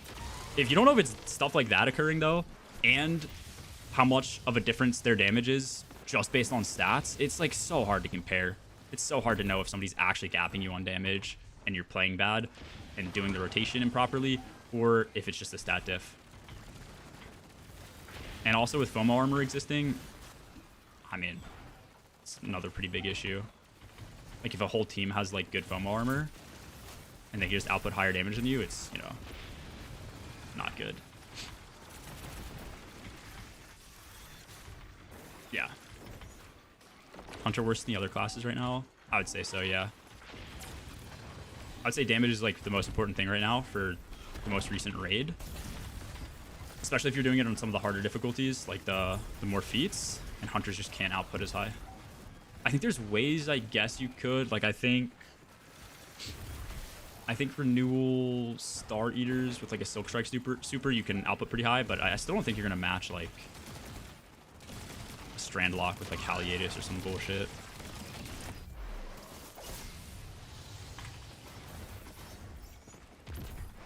I'd say overall, they're just overshined.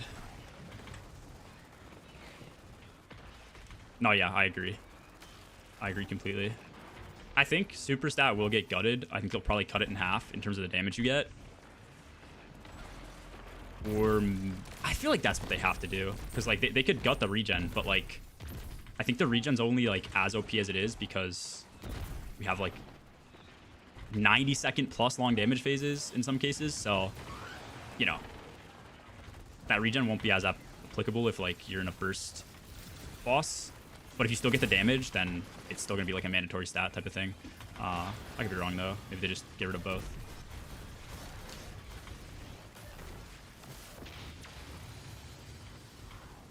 Especially with solar changes. Yeah, I actually do like the solar changes, but I don't think I'd ever run solar, because that mid game is just rough and you have no DR.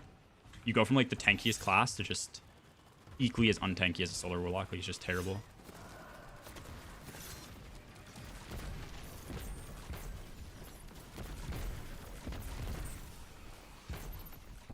Is the standard team for Desert just stacking T-Crash Titan still? Yeah, I mean, I feel like that's what I think Lock is like way better now, because you can run buddy build in mid game, and then with the threadling stuff you can like stack up your what's it called, Needlestorm damage like pretty high. Otherwise you just run like True Strand. True Strand is like broken, bro.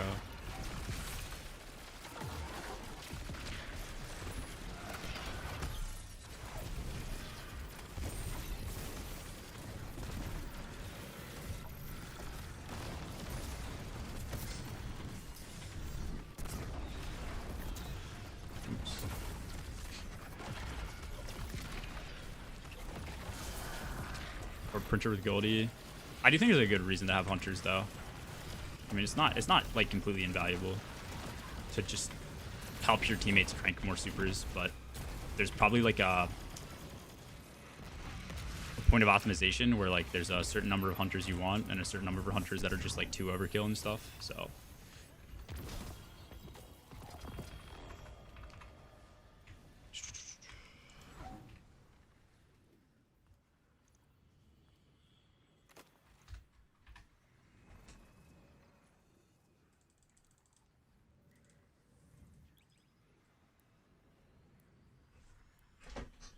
said if they gut, I'm assuming you're saying like super and weapons, you're just stuck on grenade. Yeah, you'll always just be like on whatever is the best for damage. I don't know if there's a good solution to the system they made. I mean, okay, a good solution for that issue would just be make boss HP bars like not that hard to hit damage on. It'd be a good solution for the issue, but then it would create another solution where you have like EDP again, where like every single boss just falls over in basically 2 phases. Otherwise, it's a very free 3 phase. So it's like equally as bad of an option. I don't I don't know what they can do, man.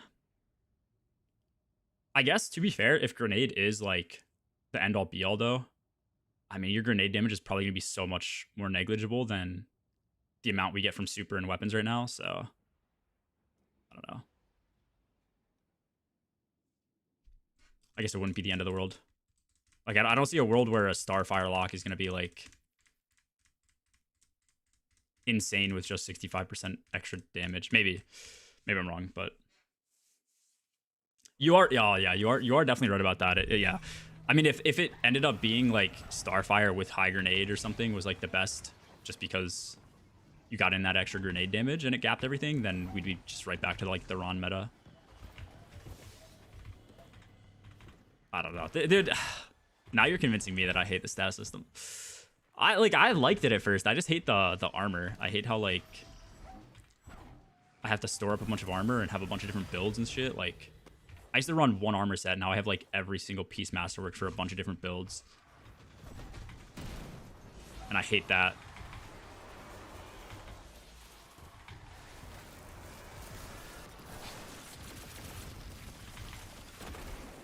Yeah. Make mechanics the gate. I'm not against that either.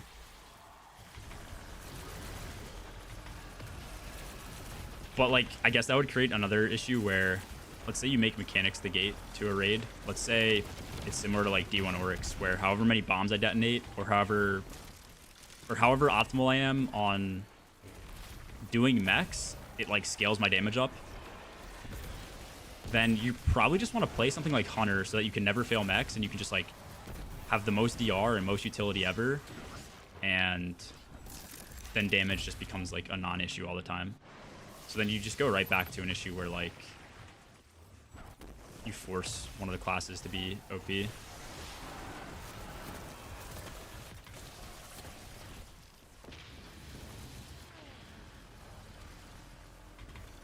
Classic fix something that wasn't broken and create a problem. Yeah. I mean, you could argue that like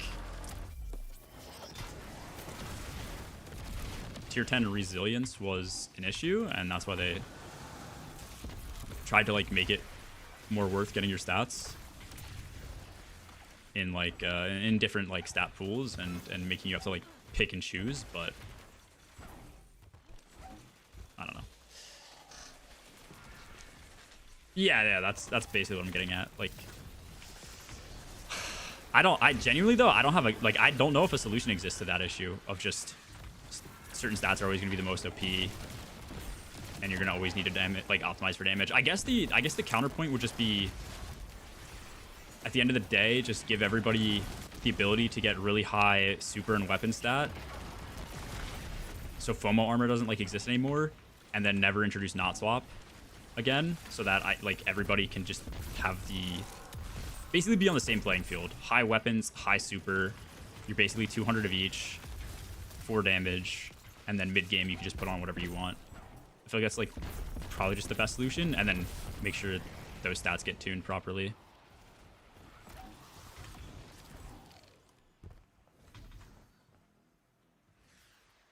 have to make it not work on bosses, in my opinion. Just rework the weapon stat so that stats are just for neutral. Check the M's. You mean like you don't get super regen by dealing damage to bosses? Is that what you're trying to say, Vile?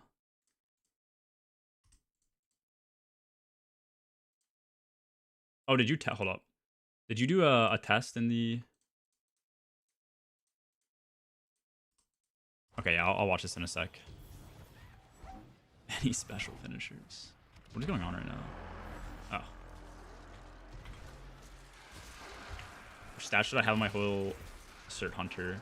Kai, if you're still in chat, can I see what my Hunter's on right now? Yeah, these are my Hunter stats. Close to this. I have 160 weapons is like my typical goal. I think I want to have 70 class, 70 melee. Sorry, 70 class, 70 grenade, 70 melee. Something... I'm on a damage build right now. That's why it's a little bit different. But it's like close to this for mid-game. I think there's an argument to go health. I'm kind of a health lover. People are trying to convince me to like not enjoy it, like not use it as much. I like the high weapons and no health if you run double recoup, because it's basically the same exact thing as having high health. But if I'm not on double recoup, then I might take some weapons away for health. I think health is like actually like underrated. It, like, at least for me, it lets me play like an idiot and not ever get punished, which is kind of OP. I can get down to 1 HP, have a ton of DR, ascend, and all my health comes back in like the press of a button. Like, that is super OP. In my eyes, at least.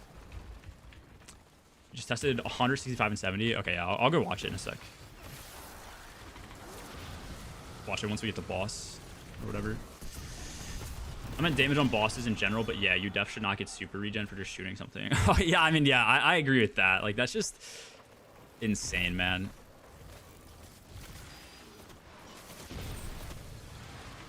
Just watching people's, like, super go up is peak outbreak. Every burst is, like, 10% of your super.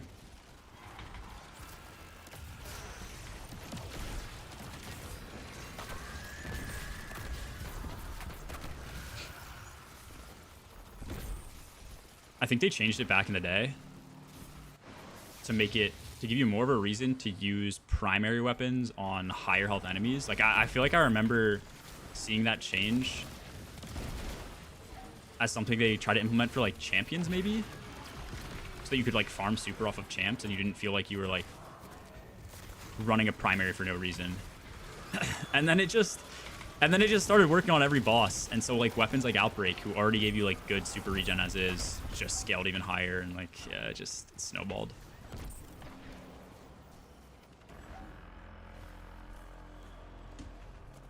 Oh, change for PvP? Interesting. Oh, dude, it's like the same. It's like, I don't remember them saying it somewhere. Or I feel like I remembered them saying it somewhere. They didn't expect super to be as dominant of a stat or have as crazy a regen for certain bosses when they implemented the changes. And I feel like that's just insane, because any single person who understood the sandbox, even a slight bit, would have seen the super change and then, like, immediately clocked, like, oh, we'll just use primary weapons and orb gen to print out supers, and supers will end up being the bulk of our damage because it's getting a 50% buff. Like, the fact that the sandbox team made that change and they didn't see that happening is, like, wild.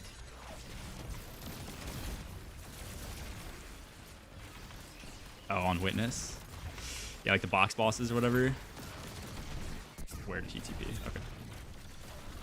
Okay. Yeah, that's true. I don't know. I mean, they had Bravo on the squad. Like, surely he knew about all that and told everyone about it. I guess he could only do so much, though.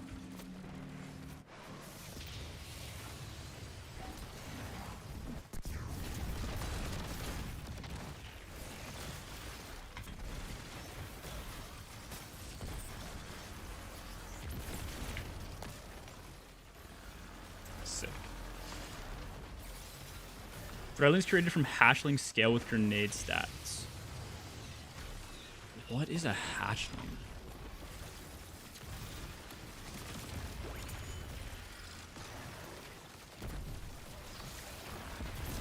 Am I stupid? What is a hatchling? Is that the grenade ability or no? Threadling scale bullshit. I think the ones that you spawn with your grenade will scale off grenade. The ones you spawn with, like, weave walk and shit, or your class item, or not class item, class ability, probably don't. But, like, none of that scaling compares to pack tactics. Like, pack tactics just ramps your shit up crazy.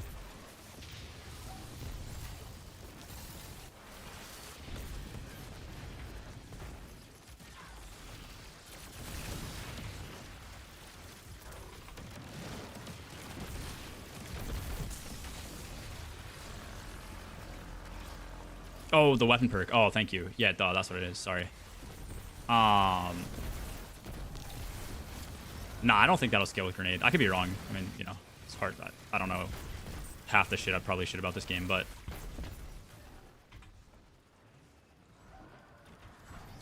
if you're on pack tactics, I feel like that'll just scale your damage the most you'll ever need it to.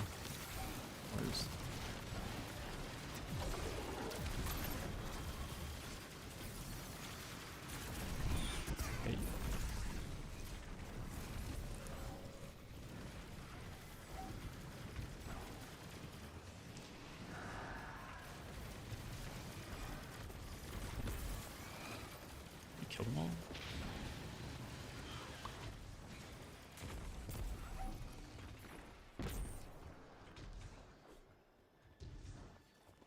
Alright, I'll watch your video now.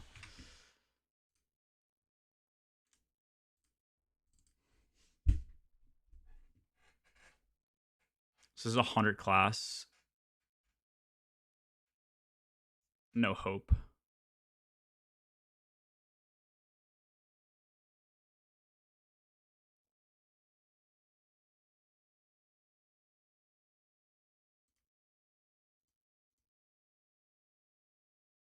You throw it at like 11, 12 seconds.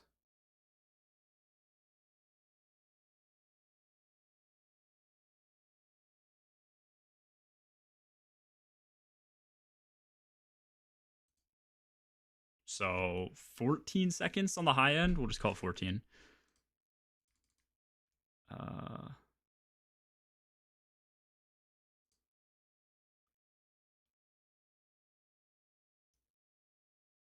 So now you're at like 65.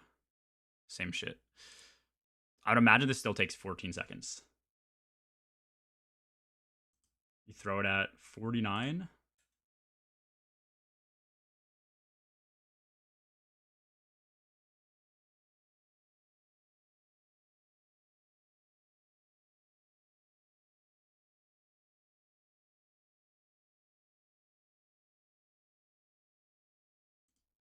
So it's like 3 seconds longer, maybe 4 seconds longer.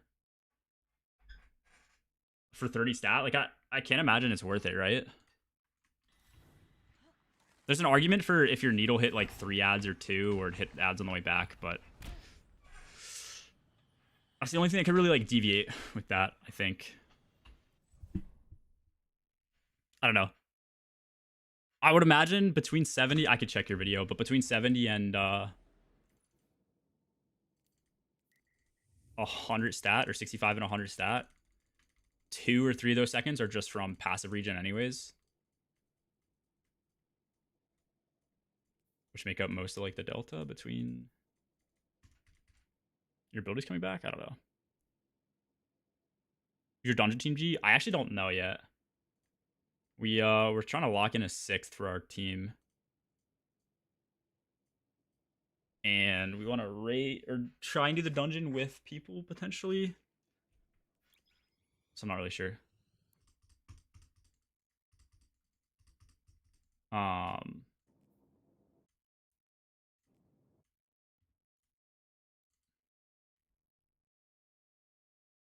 No raid, it's a dungeon now. Okay, wait, let me see your stat. So this is a 19-second return. And then when you change, it's a 25. So that's supposed like it's supposed to be a 6-second difference, and like it's only really a 3-second difference, I think. So, do you have League? Do I have League? I installed it recently to like try and log in and see which characters I played the most, but I think I uninstalled it because I don't want the Riot shit on my computer. Vanguard.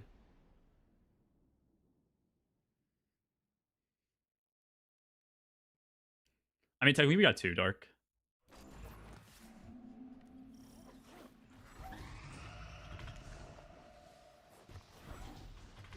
I will always take the epic raid and normal raid. Yeah, we got the normal raid and the epic raid. I will always take that over just getting 1 raid.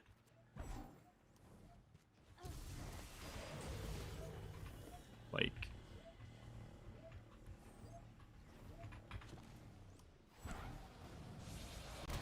especially if they make it a final encounter like they did with Korgos. It's pretty sweet. Nah, I mean, you don't have to test that much. I mean,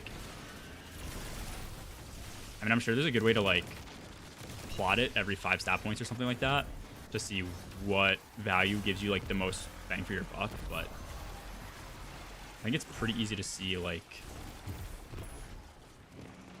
70 will end up being kind of that point.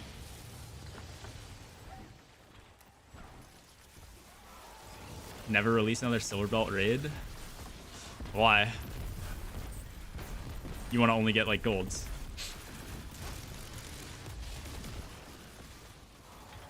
They're getting too stressful now. Can't lose their streak. How many do you have now, Vile? Are you at 2 or 3?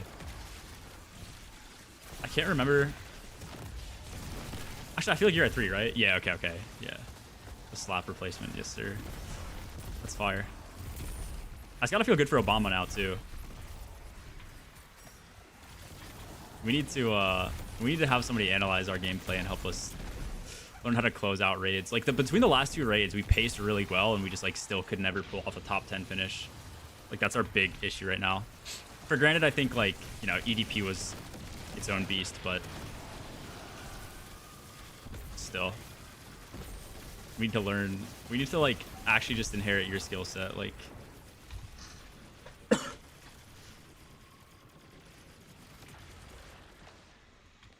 immune to getting a gold. I was crying after we won. That's hype, bro. I would have been freaking out. Dude, we were there. We were expecting to win. Like, I'm not kidding. Like, we were trying to. Like, we knew we were so ahead, or at least like so ahead going into final. But then, like, we just, like, we had issues compound. Your team, I don't know if I think I told somebody about this on your team because I was asking them. Your team scouted how to spawn the wyverns that dropped chronons through watching our streams because they read that the imps were like harbinger of burdens or whatever. And we didn't know. Like, you guys knew that mech before we did.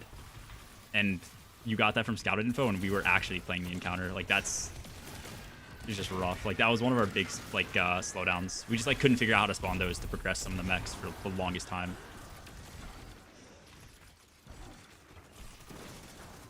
Yeah. I mean, I don't think we'll ever make a mistake of, like, not reading an enemy's name again, but yeah, we didn't know how to do that for the longest time. And then I think you guys got to, like, the actual legit flying damage phase a little bit before us. But we paced pretty well behind you, despite us having, like, a bit of a lead going into the encounter. And so we were right there, but, like, we just never considered tractor debuff extending, nor were we, like, fully aware you guys were doing it. So our damage just started slipping further and further behind, I think, what you guys could, like, push to. Just, like, a big oversight. Like, those 2 things, I think, were our 2 biggest issues, but definitely fixable. Definitely something you can learn from and adjust. I don't remember who called it. All I remember is, like, Silence on our team was, like, I don't want to say pissed off, but he was just, like, in disbelief that was, like, one of our biggest issues. And he watched back, like, you guys going to 3rd or 4th encounter, and he heard, like, Moople or somebody else calm. That's how you, like, spawned in the things, and we just never knew. He was just like, these guys are watching our streams and they know how to do the mechanics better than we do, and we're in the raid. He was like, what? He's like, we suck.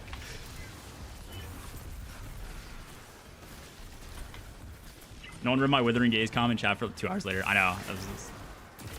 It was the comm was there. That's why I was saying we didn't realize, like, you gave us the info, but we just didn't see it. They're scouting. No, I don't know. I don't know what you could do, especially now with, like, the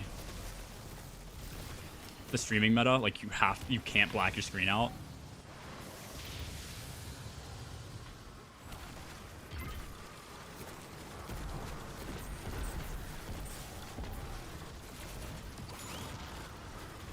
I do think having a non-linear raid will always, like, make that so much worse. So hopefully they don't continue with that. I like having that in a certain sense. That's like a random raid comes out and it's just so different than the rest. But if they make non-linear a standard, dude, people are gonna have more scouts than they have players on an actual team. I mean, we already had, I think, like 5. Like, we just take anyone who can scout. I mean, we had, like, probably 4 or 5 people for both raids. Like, it's just gonna keep getting worse.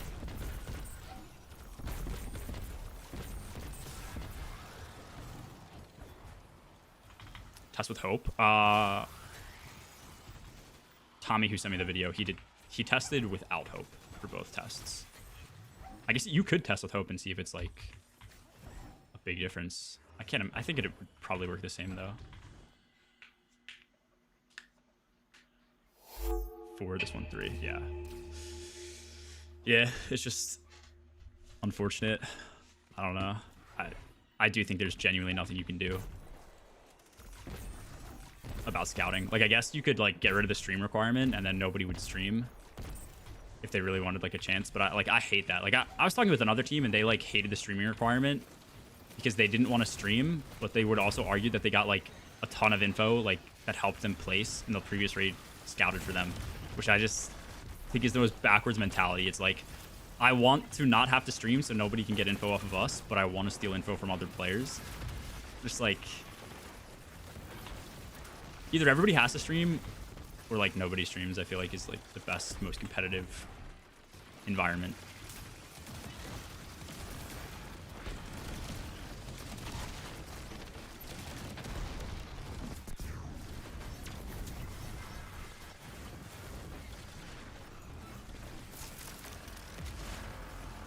Yeah, I agree. I agree. I mean, realistically, there's never going to be a way, like, if I'm ever competing in a race, I want to stream it.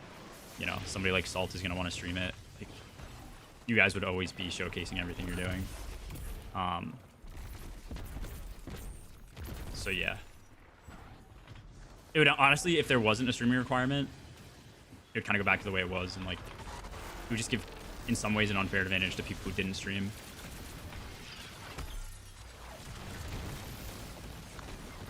Teams pay their scouts. I think paying scouts is a very clown thing to do. I mean,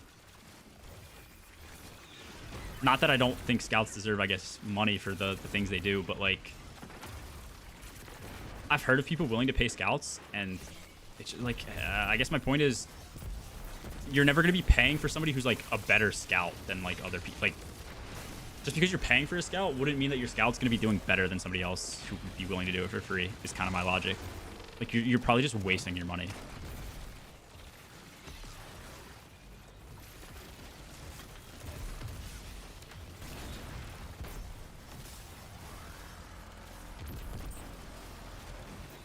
Yeah, you can pay one with a reclear too. Dude, do I even have Radiant? I think I have Radiant in this build.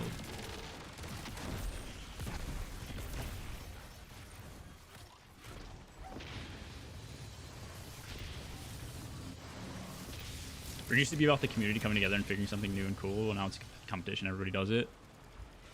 Yeah, I mean, I like the competition aspect, though. And I think World's First was always kind of a competition. There were just times previously that I would say there were less people that could actually compete. The only one that comes to mind is, like, Wish, where, like, people would share info so that more people could get onto, like, Final and figure shit out. At least that's what I heard. Like, I heard teams like Math Class helped redeem with what they did to clear like vaults, which, yeah, I don't think that's gonna happen ever again because there's so many teams running. But I think even back then it was still like a competition, you know. Paying scouts is basically admitting you're bad. I think it's just a weird thing to do. Like, I think all of our scouts are extremely good at getting us information, and I don't think any of them would be like, yo, give me money. I think a lot of them are happy to do it just to help us compete, and even if they're not going to play on like a team, they're still kind of in the competition that day, part of a team, and yeah, I don't know.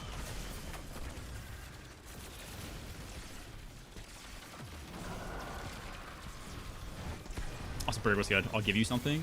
Give me something.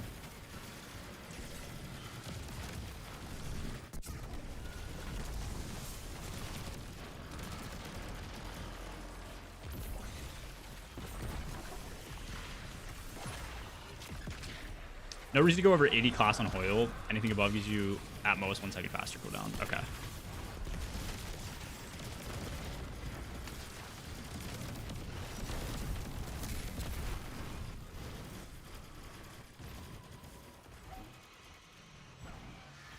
No, I completely agree. The info we had was fucking insane. Like,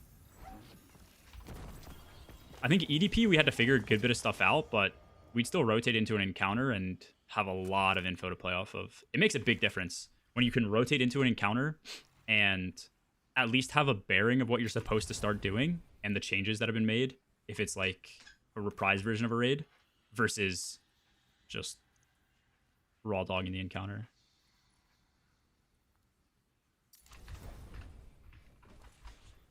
It also gives you so much less to pay attention to.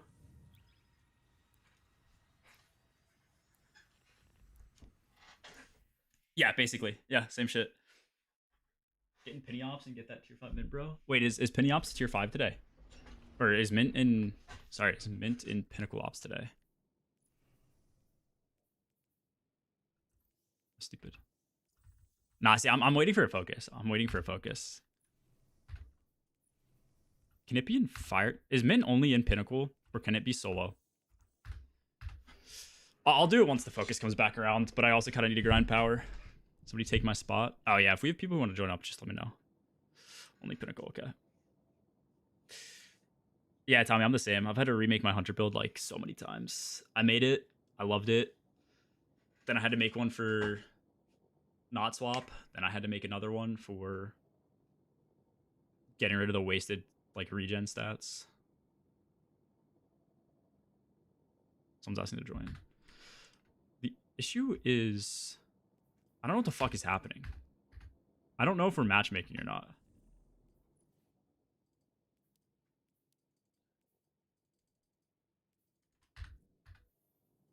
The game's just like hella bugged. Oh, there we go. Okay. J up. Crafty Scout made was sick. Oh yeah, Dan went hard on the fucking like what's the best thing to call it? The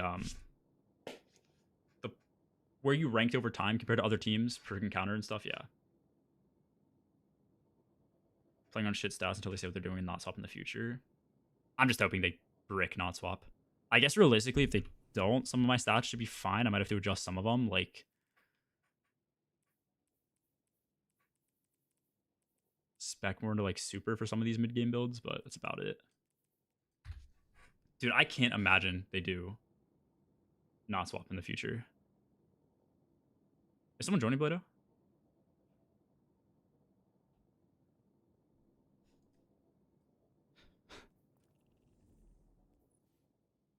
Yeah, lock Lodos would be pretty fucking insane. I would not be for... Dude, what is happening? Matchmaking is on. I would not be for, like, locked loadouts, bro. I just hope to get rid of it, like, entirely. Okay, let's just reform fire team.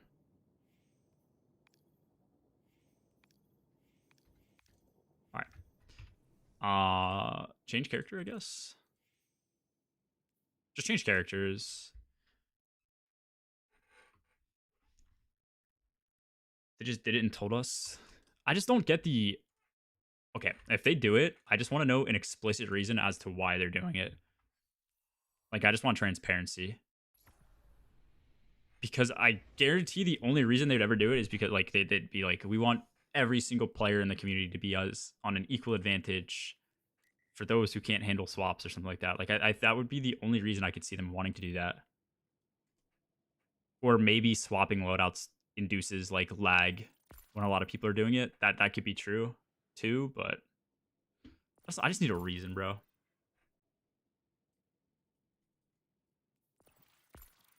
Let me know when we're good, Plato. Hello, Vile, what do you think? Hello, Talk.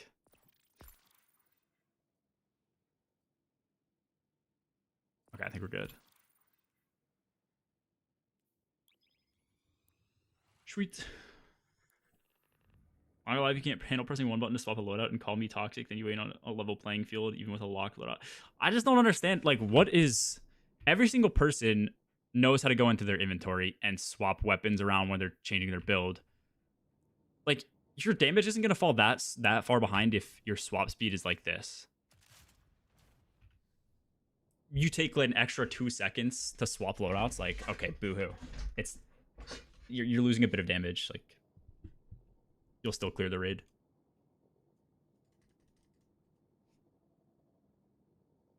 Only really affected armor changes for locked loadouts. Yeah, as long as... Okay. As long as it would, like, lock per pool. But then at some point, you would get bugged, if I had to guess. And then you'd have to, like, go to orbit and come back into the encounter or something. And... Yeah.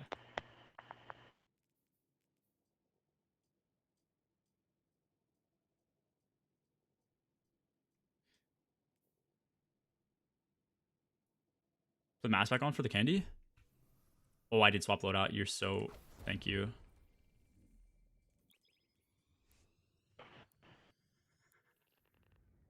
Alright, Death is just trying to...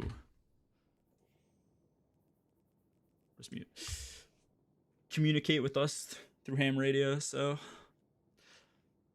Non-swap realistically is just a fairer battlefield. I don't think it's necessary. I think locked loadout would be better if it kicks in when the encounter starts. I guess. I just don't know what makes it that fair. Like...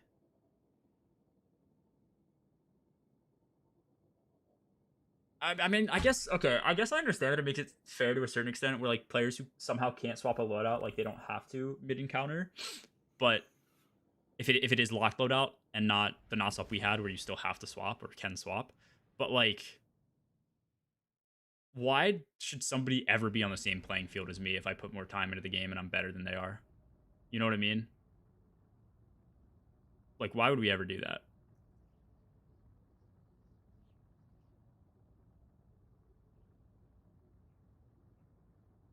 Remake 100 builds so many times, yeah.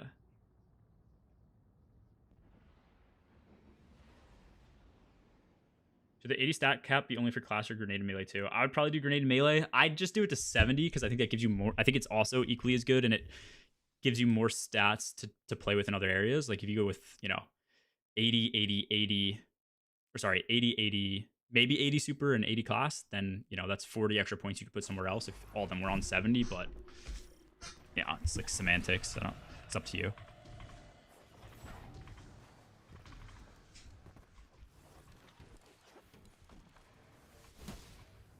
Yeah, I do understand that point. That is like the most reasonable point, which I do understand. It's just, yeah, it's just hard. Like,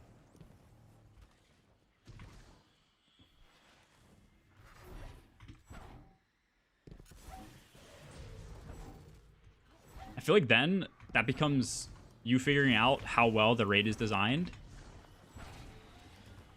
Like, if let's say it was like a spectrum between like 100 on both ends for like, or this is a bad analogy, but like let's say it was a spectrum. One side is like you specking pure into mid game so that you can get the damage because damage isn't hard to hit, versus the other side is pure damage because mid game is piss easy and you need to crank damage. I feel like then it's just going to depend on them designing the raid well enough so that there's like a perfect point on that spectrum that you should be figuring out, oh, this gives me the perfect like damage that I need to still hit damage and making my mid game as easy as possible. Which I guess isn't like inherently a bad thing, but I don't know.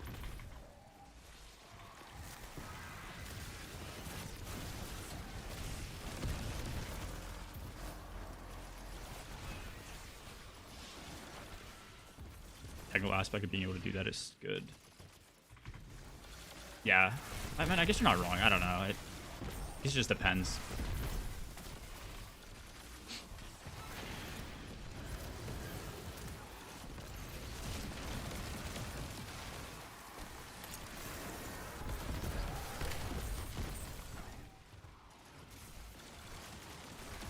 Designing encounters, way more things could work as DPS options would be awesome. So that way more things could work as DPS options. I mean, I will say, like, I think right now we are in one of the best metas ever in terms of like the most options. Like, it used to be years of just like Rocket was the best thing, or GL, or Linear for like 2 years straight or whatever.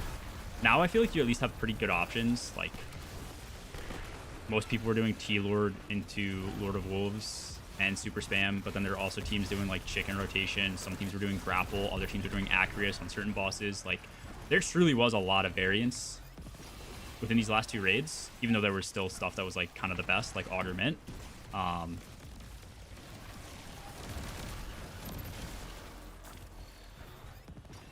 yeah, I don't really know where I'm going with this. I think there's a good amount of variance, but I guess you could always argue that you want more.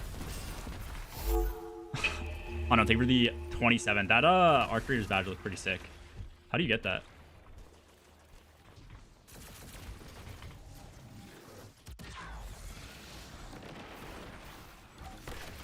You look weird Hob on contest with swords. Okay, yeah, swords is another good option. Yeah, bro, like, I don't know. I feel like from a meta perspective, we definitely had the most we've ever seen used, even though most of the best options were centered around getting supers back.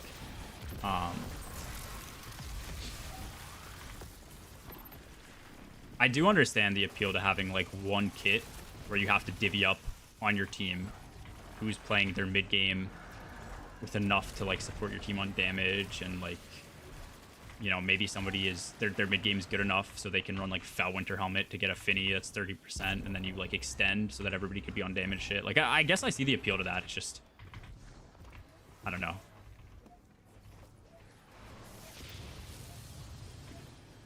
I think the game's just not designed around that. There's so many like years we've had where you can just constantly swap stuff, so people are used to playing the game like that. So maybe it's just like requiring an adjustment period if they want to go the not swap / lock loadout route for future contest stuff. I don't know. I don't know if there's a good answer. It's just like opinion.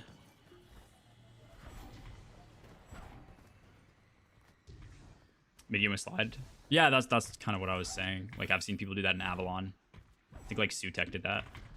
Some other people. Dude, I'm gonna be so for real. I don't disagree with that take, but I also like, yeah, I don't know.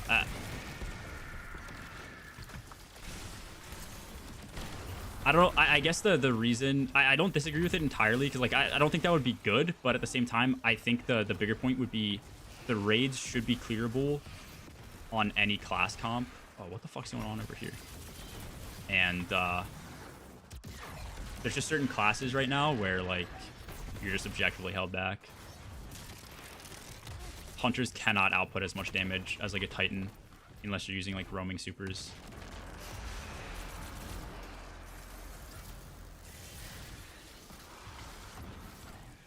Like Celestial not being as hard hitting as a T-Crash is just kind of wild to me.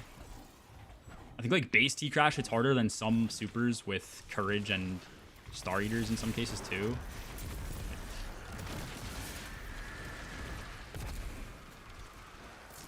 Yeah. But then there's also like, I think there's also an issue of like, if Destiny's trying at all to be an RPG game, they're not doing a good job at it. Like, you have your Warlocks who are like obviously support, but then most of the time you're just spec'd into damage.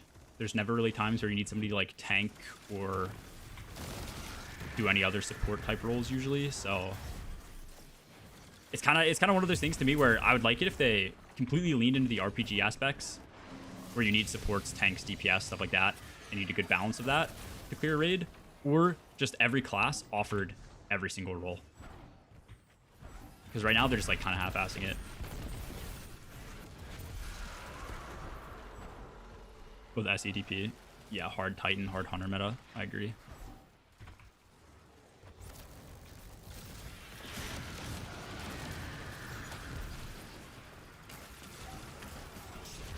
Jesus.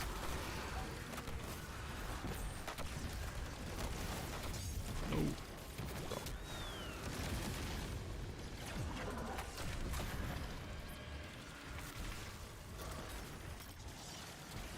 Yeah. I guess the other point too is you could make the argument, like in some cases Goldie is just like always able to hit versus a T-Crash like might not be worth it, like the flying phase on Koragos. But if they're trying to balance the game around that, they have to, I think, put an even amount of damage encounters in the game where Hunter might be viable versus Warlock versus Titan.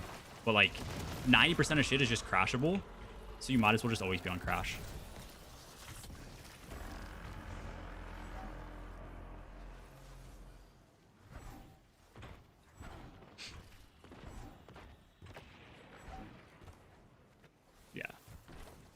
Crash is way easier too. Yeah, that's the other thing too. Like, I mean, Goldie, like, you can definitely use it in more against more bosses. Like, you can almost always use Goldie, but then you also have the risk of missing a crit, which I think is usually easier said than done.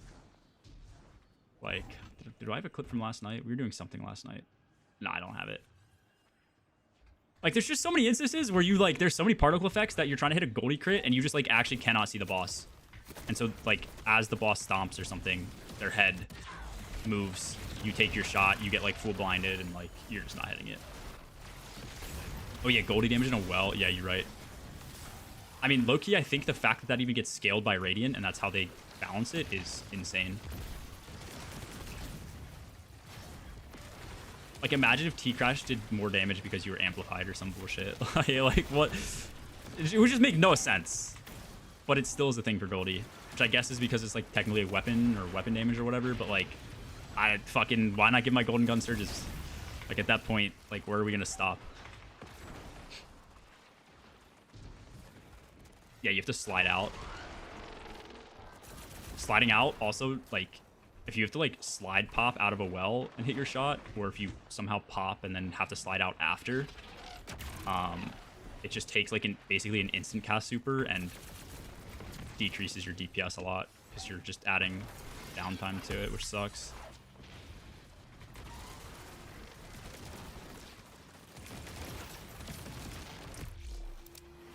Remove Crash. I don't think they should remove Crash, but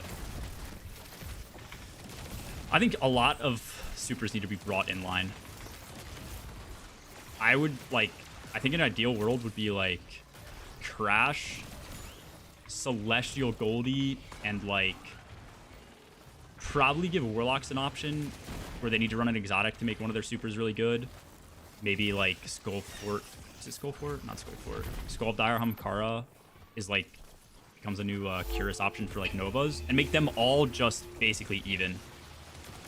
But then the downside would be something like Nova. You'd, like, lose residual damage on, like, the projectiles not hitting or whatever. But I think that's what they should try and do to balance the game. Like, every class should just have an instant cast super that does pretty much the same amount of damage so that they're all viable options.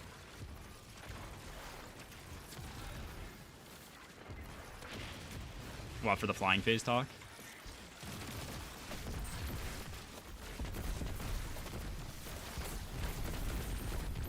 Yeah, I think we're kind of stupid for not thinking about that, but I think when we crafted strats for that, I don't know if we fully knew how long the flying phase was. I could be wrong. Actually, Vile, did you guys ever consider when you... I think there was probably a point where you guys came to the realization that you had to, like, one-bang the encounter. Did you ever think about that? Just running, like... Because the flying phase was, like, where most of your damage came from, just switching to a bunch of hunters and trying to make the burst damage on the lower floors, like, work on hunters, but then you get, like, a lot more damage on flying. Crossed and up hunter. Okay.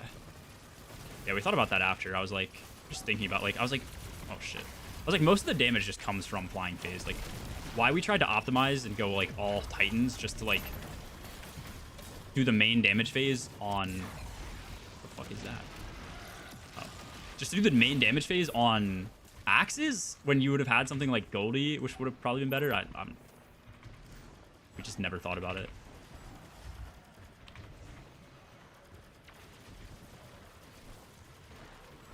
DP build.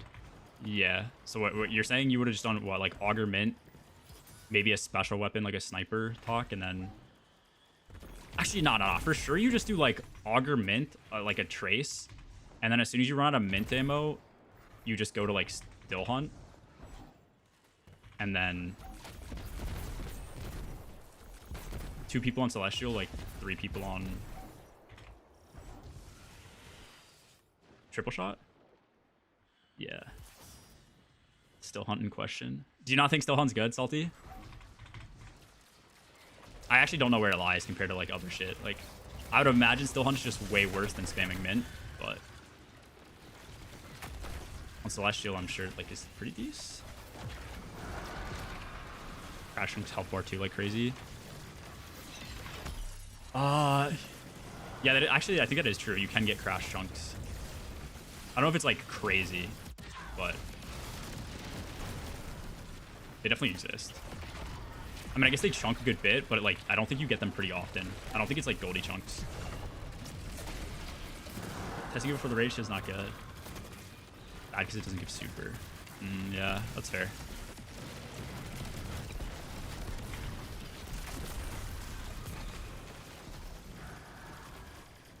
Low key, you could I mean, if you have people if you have a bunch of people dropping triple shots, like It's 9 orbs per, or sorry, not 9 orbs. It's 6 orbs per. That's like 18 orbs per super. Like you get a lot of extra K's retributions off, I think.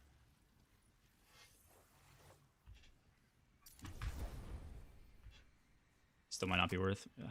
No, I want to test that. What if I actually don't know what my real helmet is.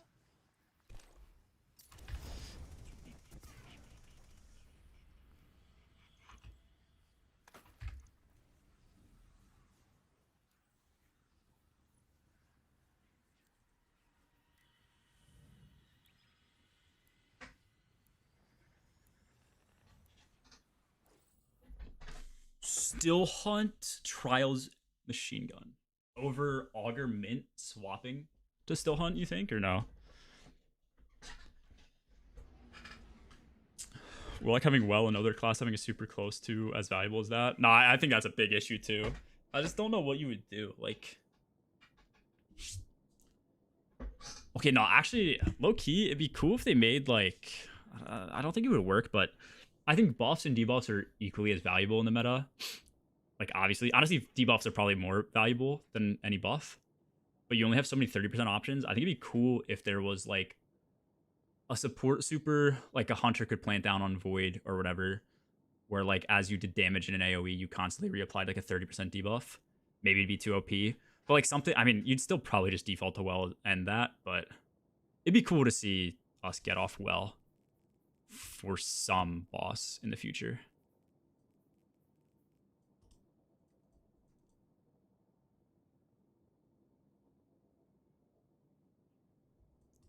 Actually, you know what they need? They just need to make like the most scuffed damage phase ever, where you're flying the entire time, so you can't plant a well. You're just like floating, and yeah. Or a damage phase where like you're moving on like a ship chasing a boss or whatever. So if you plant a well, it just drops and gets lost behind.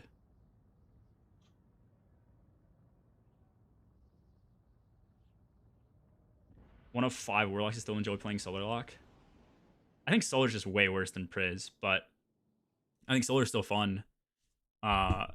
It's more so just annoying that you're just always like every single team will always need a warlock that can play Solar. Like no exceptions. It will always be the most optimal thing to have a warlock who can play Solar.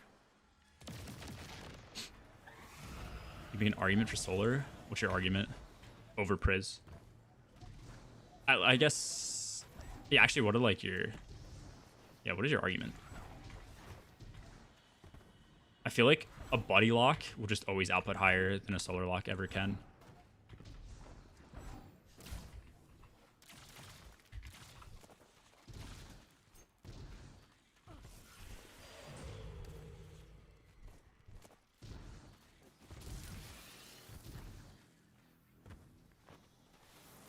I mean, I don't think the ignitions are as good as like running just a better subclass. The healing is good, but I think if you're... I feel like in the current meta, if you need to rely on your teammates healing and their heal nades, like, you're just playing the game wrong. Maybe in a not swap meta where you don't have like as good mid-game exotics, then sure, but I would still argue like...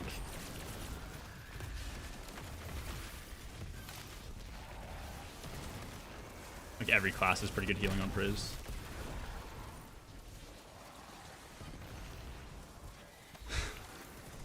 I mean, yeah, I don't... If that's ED, you said EDP? If that's EDP, I feel like that just comes down to them not being able to run as good of a mid-game exotic if they were on True Arc and they couldn't like spam conks.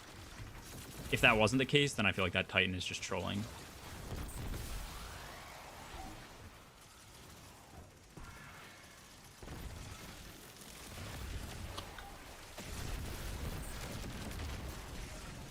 What does Karnstein do? Does it give Resto and Cure? I think it does, right?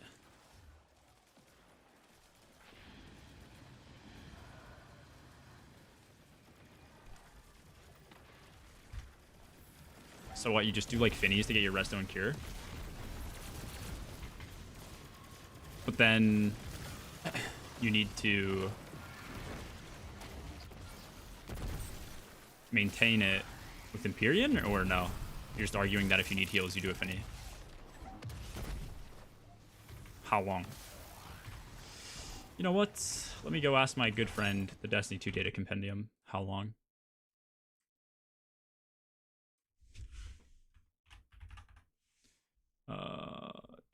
Karnstein's armlets. Oh, finisher's the same duration. It's just 8 plus 4 seconds. So you need... Is it Solus that gives you the increased time? I mean, that... I don't know if Solus is always the best thing to run.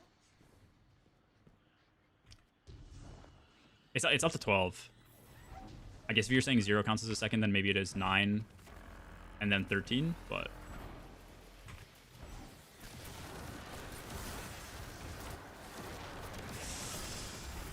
Yeah, you're not wrong.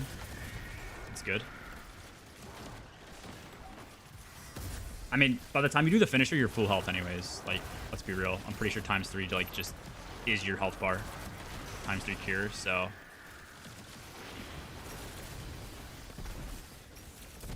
The only downside to that is, like, if you need to constantly do it to stay healthy, I think, personally, adding extra finnies that you have to always do to your mid-game will, like, drastically slow you down. Fuck. That's the only other downside. Like, obviously, you always want to do finnies, but if you're doing one, like, every 10 seconds, you're playing slow.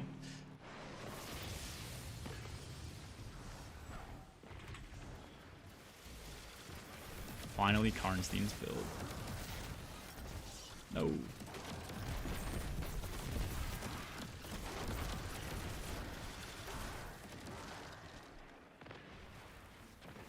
Nah, I know it's good with glaives. Vesper's boss tried to do that, but they found a cheese spot. Yeah. Yeah, actually, that could be another, like, really good way to do things. Like, that or a Rolk boss just make well, like, pretty obsolete. But even then, like... Even then, well will always find a way back. Because it's still worth dropping and dipping in and out of to get the Radiant buff.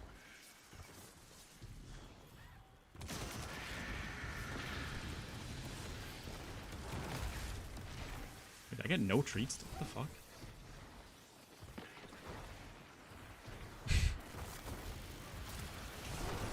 Yeah, you're the same way I am, Berg. I hate glaives. I would do it if I absolutely needed to, but I just don't think you ever need the DR nowadays. Like, if I needed that much DR, I would rather just swap to Hunter and play that class. Unless I couldn't.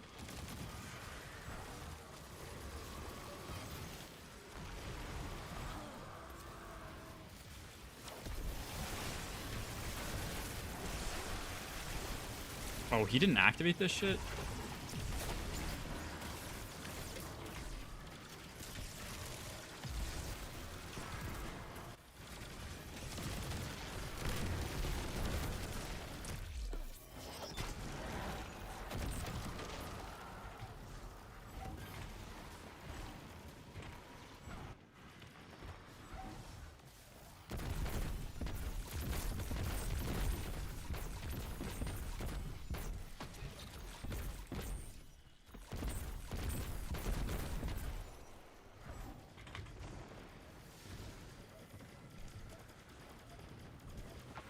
$50 weapons out of everyone. Yeah, I mean, I feel like it's probably not the... It doesn't just immediately give people 50 weapon stat. I think that's the downside to Solar Hunter. You get 1 stack, I think, per dodge, and then per, like, precision hit. So, I feel like I'd rather just tell my teammates, run weapon stat so I don't have to play Hunter on Solar. If I'm playing Hunter, I definitely don't want to be playing Solar. If I'm playing Hunter at all in the current meta. Like, I like Hunter, but if you need the damage, like, you just play another class. Miners. What do you mean by that?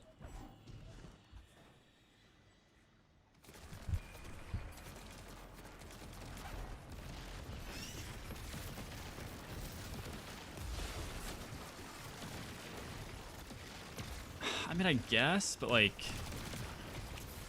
you have to...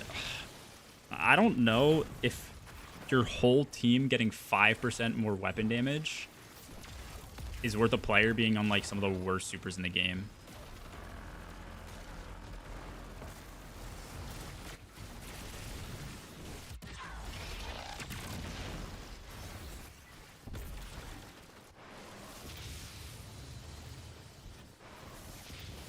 It's literally like playing Bubble Glaive.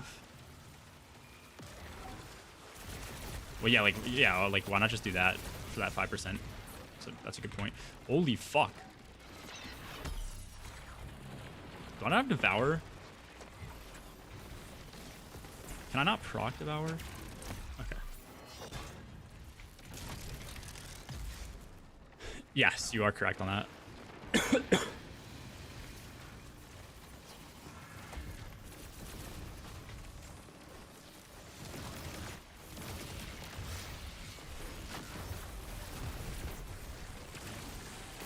Also, a big issue is, again, you don't stack up the what's it called?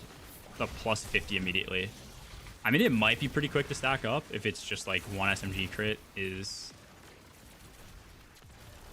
5 stat every time, but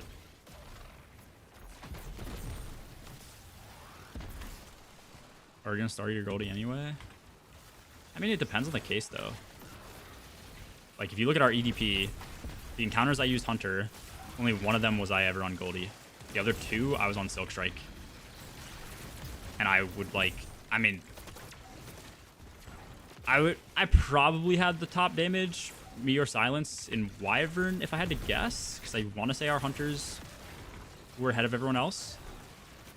In Hobgoblin, probably not. I think I was pretty on par because he didn't come back down to the ground other than for Final Stand. So, like, Silk Strike Hunters couldn't use their super more than once per damage phase. But in regular DP, like, they'd still be pretty high. So, I don't know. I don't think you're always on Star Eaters.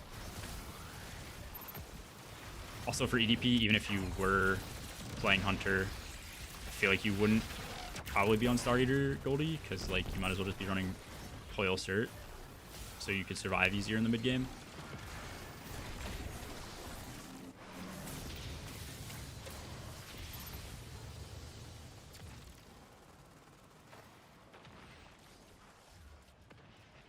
Oh, it is immediately procced? Okay.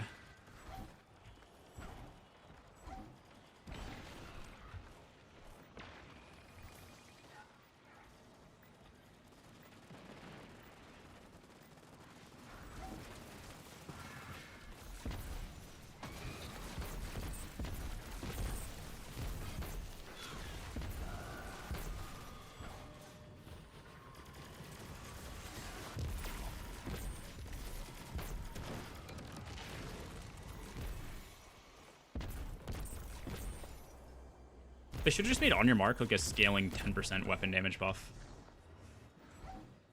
And that would have got me to play it. A multiplicative 10%. Kind of the same as like now always needing a Boda Warlock. Now you have like a Solar Hunter that gives you another 10%.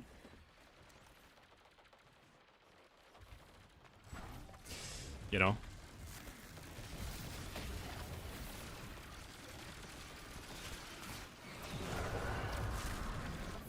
Hello?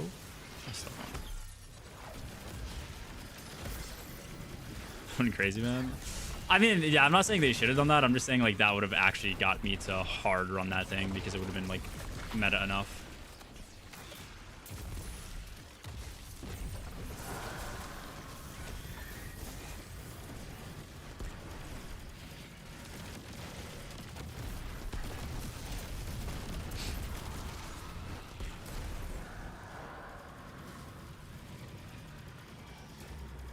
You started your Goldie or Silk Strike.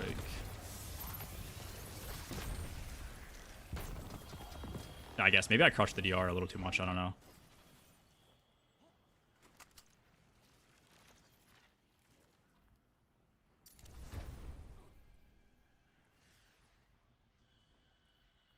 Jeez, Blado. Dude, I have so many things I need to dismantle. Start your Goldie just isn't good. I mean, yeah, I kind of feel the same. Oh, in normal DP, because we were printing orbs, we ran Renewal Star Eater because like you might as well if you're swapping during damage. Ow. I don't know what else you would have run for damage after doing a swap, but yeah, like I certainly wouldn't say it's like it's the crank exotic on Hunter. Like you're still doing like 0 damage. Actually, it's like it's one person will usually get like all the damage and the other person won't, because like if you're alternating goldies, like you'll make the 6 orbs that somebody usually needs to get their ×6 Star Eater, and then they'll pop, and so all your orbs are good for their damage but useless for their regen, and then all their orbs are useless for your damage but it's straight to your regen. So it's like one person will crank a little bit higher and then one person won't. But what up, yo? Would you not crush the DR if you can? That's what I'm saying, bro. I play like a complete bot. And then anytime I'm about to die, I'm usually just surrounded by like 2 or 3 orbs, and so I ascend and all my health comes straight back. And then I'm amplified, so nothing shoots me for a little bit. And then by that time, Hoyle is procced, so I have my Woven Mail that I can throw out, or I've gotten enough kills, or I get my melee back so I can get enough kills to throw like a GPG if I'm not on Invis. Like and that procs my Woven Mail.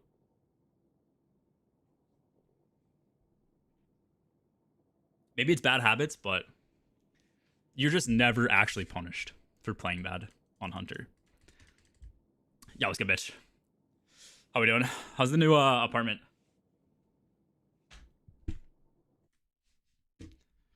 I'm getting pinged in 4-. 4- general. But I swear I get pinged about the most random people in this Discord. Why is this channel so active? What the fuck?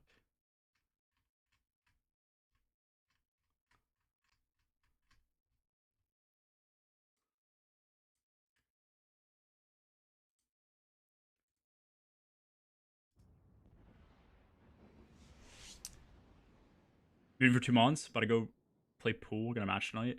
I'm stop in for a few. Oh, you actually like play pool and compete? That's pretty sick.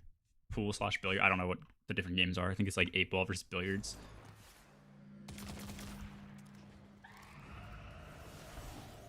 You're wild for saying you're not punished. It's just because you're Elite 100, but I feel like I get smoked most of the time. I just like die easy. Yeah, I mean, it could be like gameplay loop. Also, a lot of that relies on my teammates having good builds. Like, that's another pretty important thing to understand. If my teammates are outputting like a ton of orbs versus if your teammates are not putting any orbs on the ground, like that's the difference between you ascending and getting full health back, or you ascending and then getting bitched in the air. Like that's the difference right there.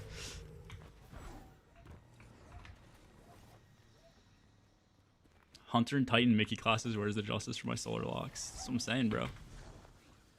Twitch Flaming Red Monkey.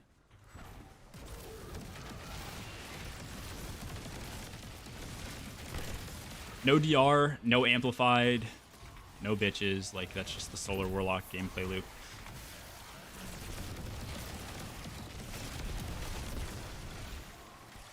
In the APA, just an amateur league, 8-ball team, and a 9-ball team.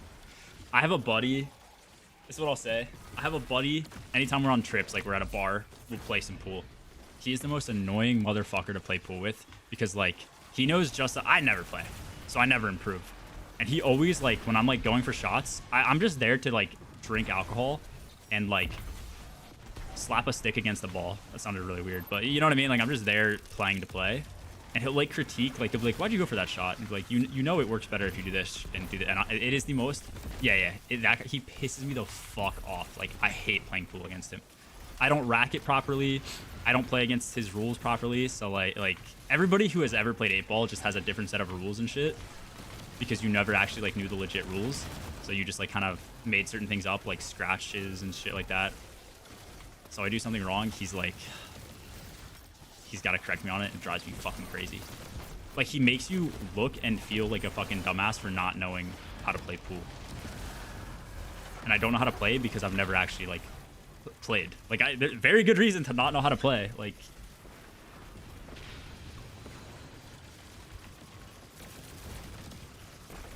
oh, what were you saying? I missed something.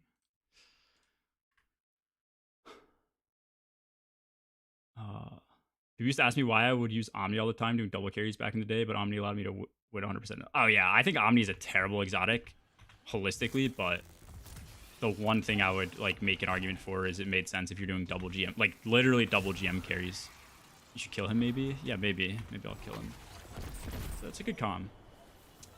Yeah, no, I think everything just makes sense, but it makes sense in like certain contexts, not every context.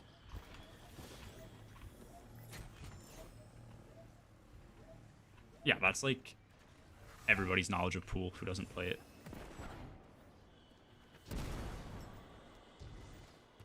Why wouldn't you use bottom left English and bounce it off 4 rails so you have some backspin to come back for the next ball, you fucking idiot? Yeah. No, it's like, dude, I'm not thinking that far ahead. I'm playing because you wanted to play, man. Like, holy shit. Those are like the exact things. He's like, okay, well, if you hit it for this ball, like, you know you're going to put yourself in a bad spot to, like, you know, hit the next one. And I'm like, brother. Or I hit something hard when I should have hit it soft. And he's like, you know, if you would have hit it soft there, it would have, like, the angle would have changed. And I'm like, brother. I don't need this right now. But it is cool seeing people who are good. Yeah. Invis Hunter was a product of its time. Just no need to be taken out of a fight to heal when other classes can just heal on their own. Is that what you're trying to say? I was like an Invis Hunter hater for the longest time. What up, Ice? Tanner, how's Japan? Did you go to visit Kosh?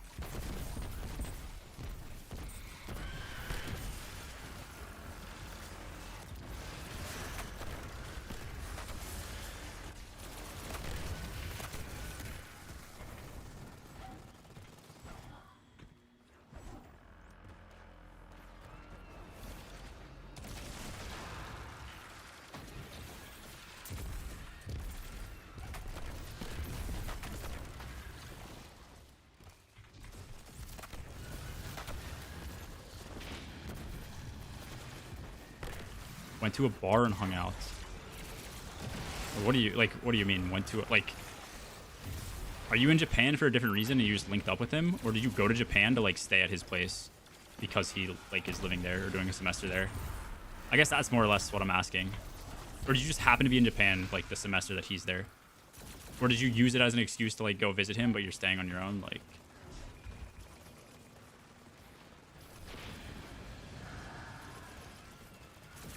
I hate the steak at Chipotle because I always get really fatty pieces, so I always go chicken. It's like the same thing, but leaner.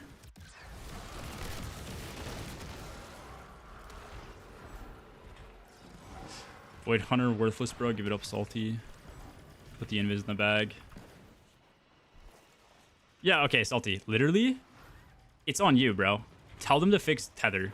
Tell them to make Tether an extendable debuff and make my Tether last for like fucking 25 seconds instead of the 6 or 12 seconds that it lasts. And you got everybody back on Void. Like, this is on you. You could fix the game.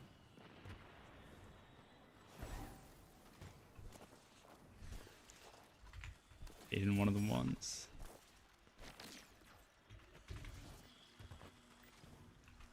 The fuck, I just play Expedition. Work your way up, bro. That's all the greats start. They start in QA, and the next thing you know, they're Tyson Green. Managing fucking an entire AAA game and studio with an English degree.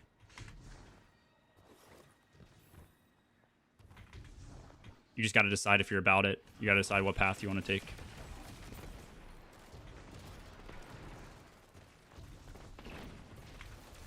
I went to Japan because it's just near Korea, where my brother is stationed. I just happen to be in the area. Tomorrow I go to Korea for a week, then fly back. Got you. That's pretty cool. You should break into North Korea. Bro, I'm not kidding. Like, if that'd be so fun. Like, if I was like a fucking trained like Navy SEAL, that'd be what I do for like my free time. Just break into countries like North Korea. Like, see if I can go like unnoticed. Just like explore. Like, surely you're like overtrained compared to their military, so you just like they're not gonna hurt you probably. Like, you'll be fine. Probably don't get caught, you know. I feel like that'd be such a cool country to go to.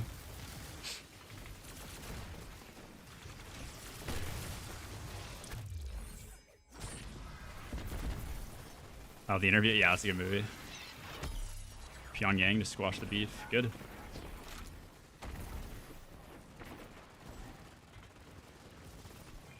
People use tractor over tether? Yeah, you're probably right. Especially if you could do like a tractor swap.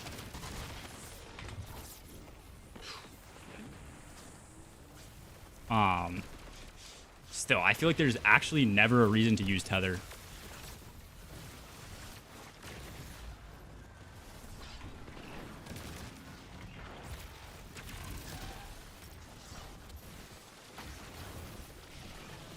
You, me, and a raid in the Big 25. If you have the game installed, bro, we can do some DP.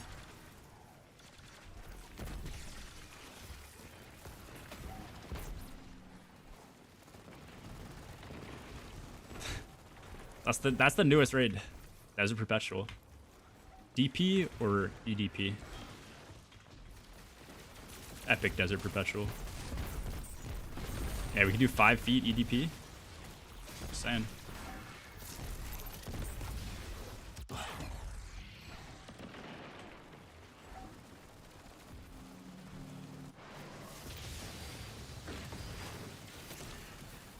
Oh, you can enter North Korea? But like North Korean airspace, I'm assuming?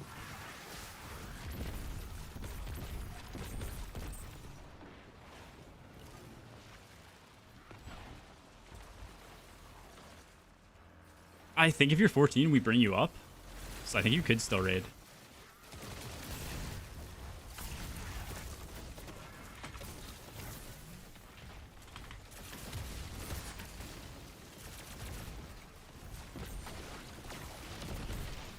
What the fuck? Bro, I weakened him by picking up candy. That's hilarious.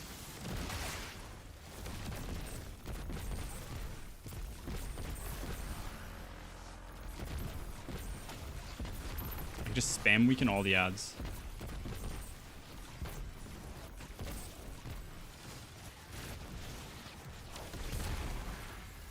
Oh, you're right. Yeah, there's a 300 power chest in the tower or something, if it is still there.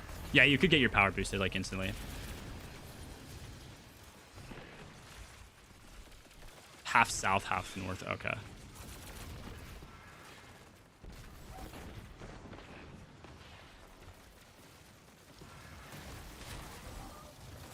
I mean, yeah, being as close as you can get without actually being deemed, I guess, like, violating... Not violating, but you know what I mean? Like, illegally being in the country is pretty cool. I think it'd be cool to go to North Korea as long as you know you're getting out as well. Like, I think some people have done that, right? Some people I know have done it illegally, which means you're at risk for actually just being, like, taken as a prisoner, which is not the smartest thing to do. I think, wasn't there, like, a news reporter who did that?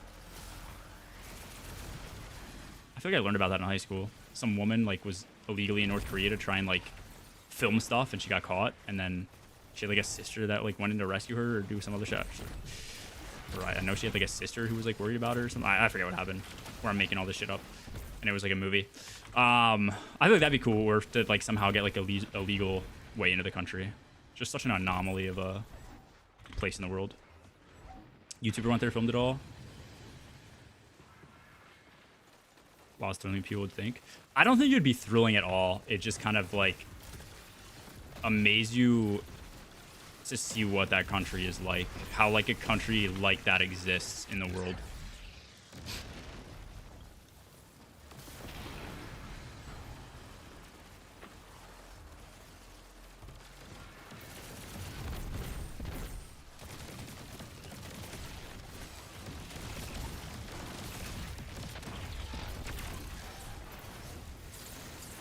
Dude, like, where's my health going?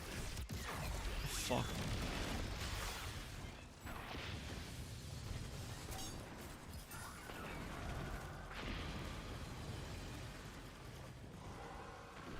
It's popular doing that.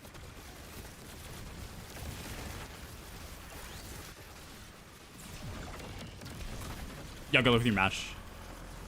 Have fun, Mitch. I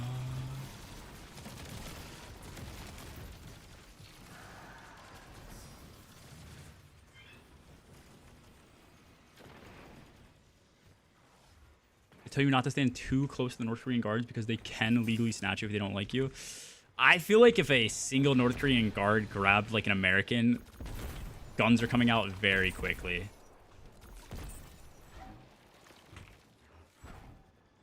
I don't think that would ever go over well. I think they are probably more afraid of you than you of them. Loki kissed the guard. Yeah.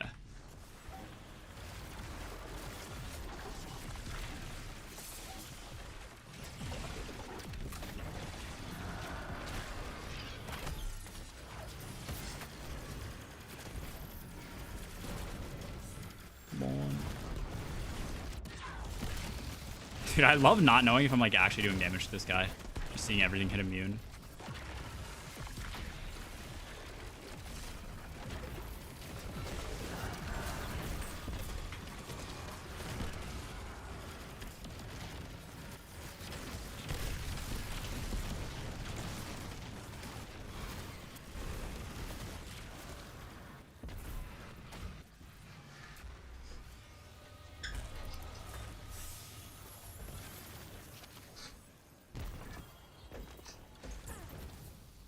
That's crazy. That's pretty cool though.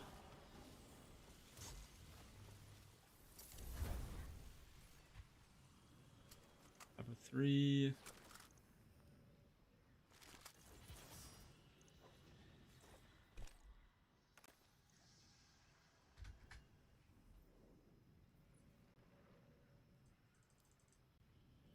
Oh, I need to check how much candy I've got. I started at 17.5. Surely I'm at like 25, 30. Oh yeah, okay, nice. Josh, what is good? I think we're the 31. G-Man, what is the best damage for War Priest on Master? Team is struggling. We actually just did a War Priest Master last night. We tried to do a challenge where only one person could damage in the aura like at a time. I mean, I would just go probably chicken if you know how to do chicken tech. Otherwise, if you do auger mint, that's going to clear. I think auger mint is probably just your best option. Save your mint ammo, do auger mint. When you're out of that, just spam a primary SMG. Try and build back your supers and get an extra little super off. That should be like the bare minimum you need to do. If you're struggling that much, you could also try and opt for arc or stasis weapons because I think it's a surge this week.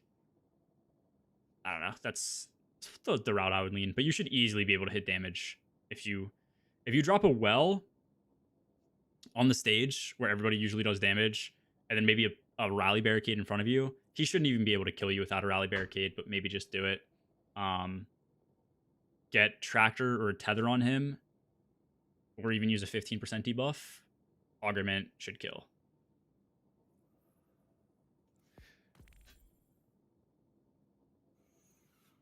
Who ripped a North Korean poster and was held. Interesting.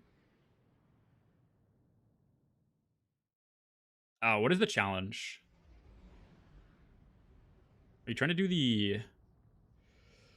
I don't even think I know what the master challenge is. I don't know if it's the same as the contest, like... what is it even called? The challenge clear? If you tell me what the challenge is, I can maybe give you a better option if you need stuff for like movement. And to be honest though, if your entire team did nothing else other than debuff, stand in a well, have surges, and spam mint, and do supers, I think you'd clear. Oh, it is that. Okay.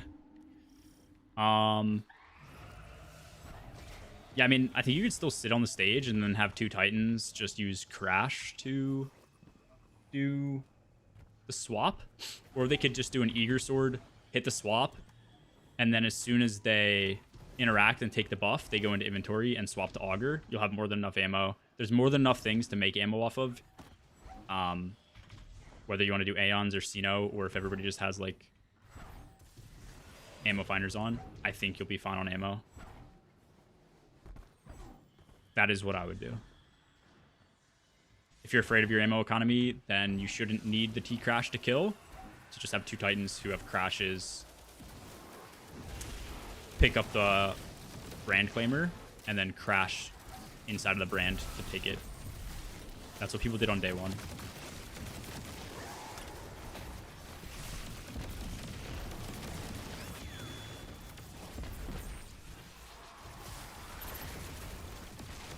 Yeah, hopefully that helps. If it doesn't, I don't know if you know, always DM me if you're like running it at a different time, and I can see what your issues are.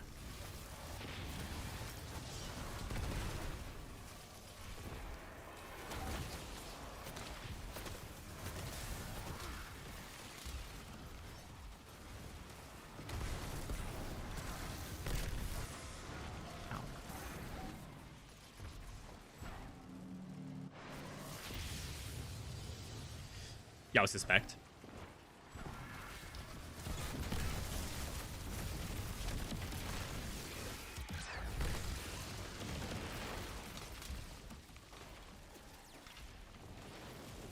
Oh, wait, Josh, when is that?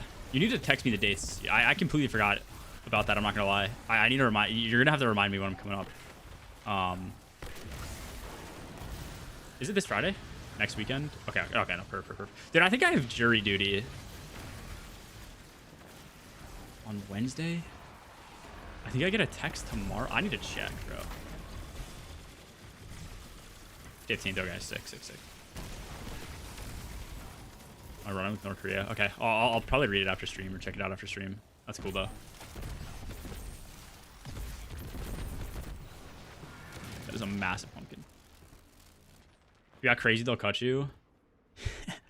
I'll just go in and I'll just like start talking to like random people that don't exist, like the voices in my head. Okay, sick. Just had a ghost shit, feeling great. Ghost wipe, yes. I had no idea what that meant at first. Dude, ghost wipes are good, man. Just actually like, it's honestly like a top 50 experience in life, I think.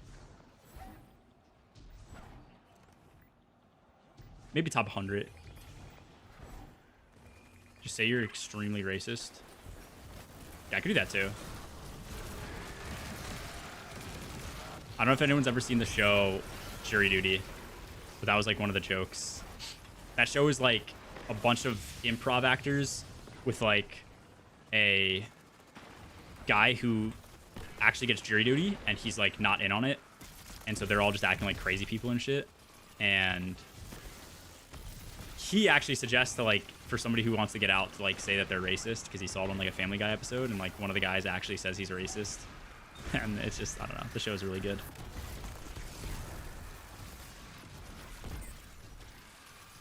Yes, that is, yes, that is that show. The Mormon person who like they do like soaking or whatever.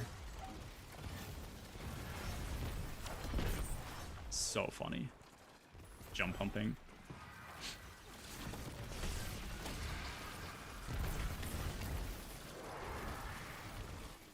Could do a core ghost? Nah, we need to pick that back up. I was busy this weekend. I think Ice was in certain points too, because it was like also Halloween, so.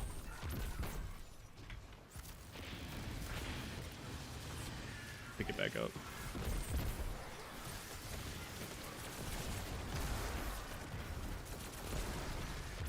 What rework you think Hunter's gonna get? I don't know if they're gonna get a rework. I don't think the game is gonna be focused on any class reworks right now, especially with them just getting On Your Mark. To have a pretty big change.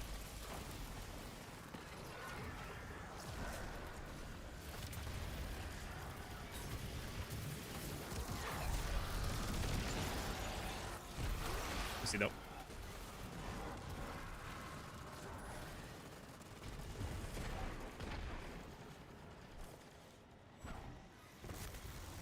Oops.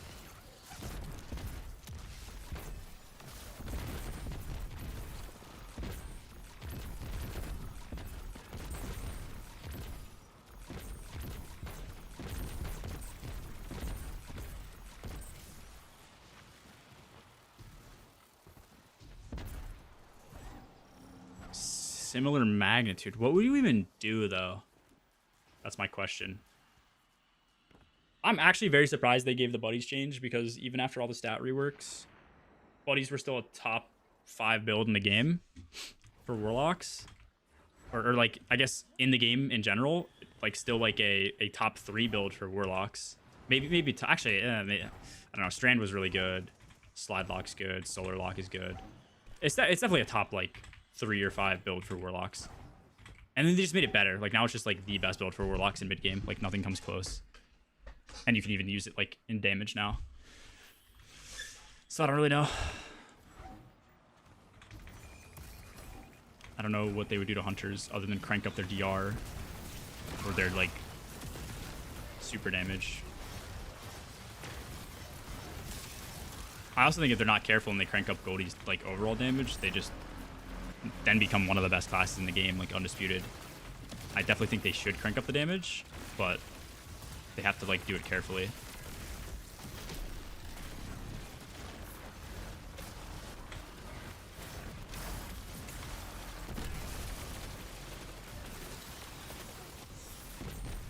Started Fent leaning.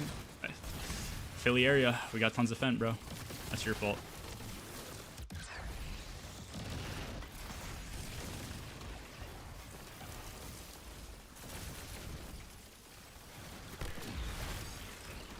They do need to nerf the class item DR if they want to buff Hunter, though. Oh, yeah.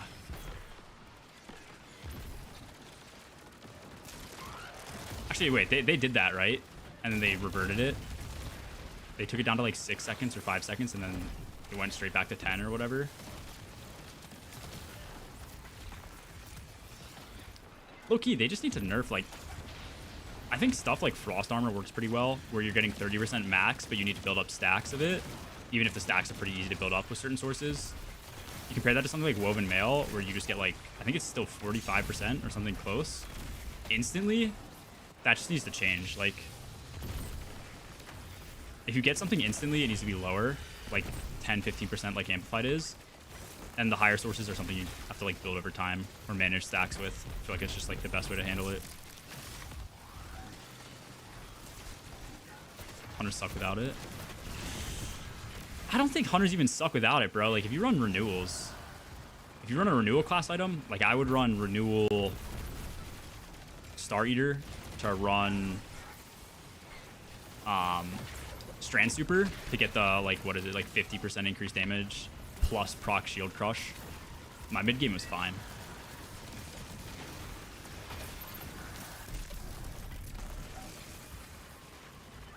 Yeah. Stop putting Cheese Whiz on it. No, dude. If you're talking about like cheesesteaks with Cheese Whiz, I am fully against it. It is disgusting. I don't know what else we put Cheese Whiz on. I'm not a huge fan of Cheese Whiz. Unless it's like a dip form and it's like pretzels, I guess. Like I like pretzels with cheese. I don't know if that's considered Cheese Whiz though. It's like a cheese, it's like a liquid cheese dip. I mean, maybe it is just Cheese Whiz. I wouldn't know. Squeezable butter in the States. I mean, butter's like...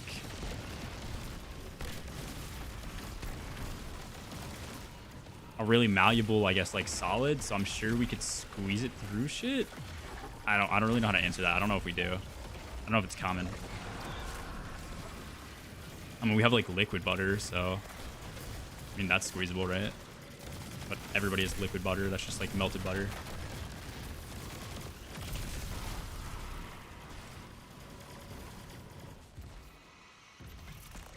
Yeah, that is true, Vile. Yeah, you cannot get renewal. Nah, dude, if you could get... Yeah, no. If you could get renewal Coil, it'd be kind of broken too. Honestly, that would probably be more broken than Cert, because you could just like... You still get pretty much the same DR. It's a little bit worse. But then you give it to your whole team. Like... equally as busted. Yeah.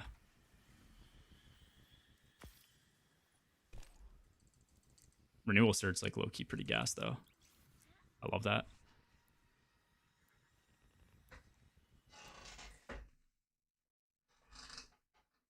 Yeah, I don't know what squeezable butter is.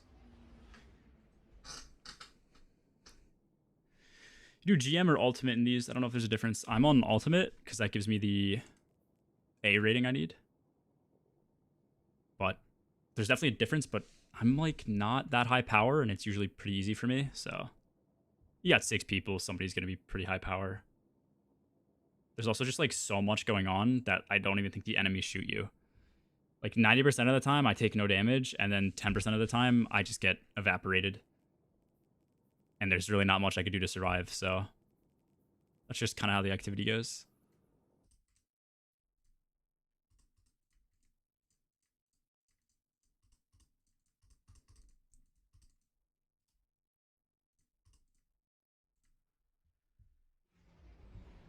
When we're running Deadlock, dude, I haven't been on Deadlock in like a week or so. I'm getting pissed at the elo I'm at. I cannot climb. I'm like 2 ranks away from the top, and I'll go all the way to the top of my rank, and then all the way to the bottom, and then all the way to the top, and then all the way, like it's just literally teammate RNG. I'll have a bad game every so often, but light level, I guess 465. What the?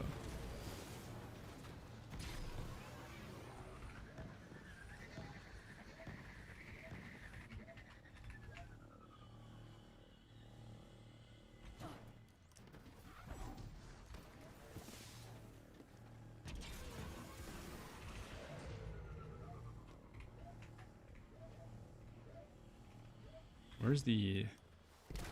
Oh.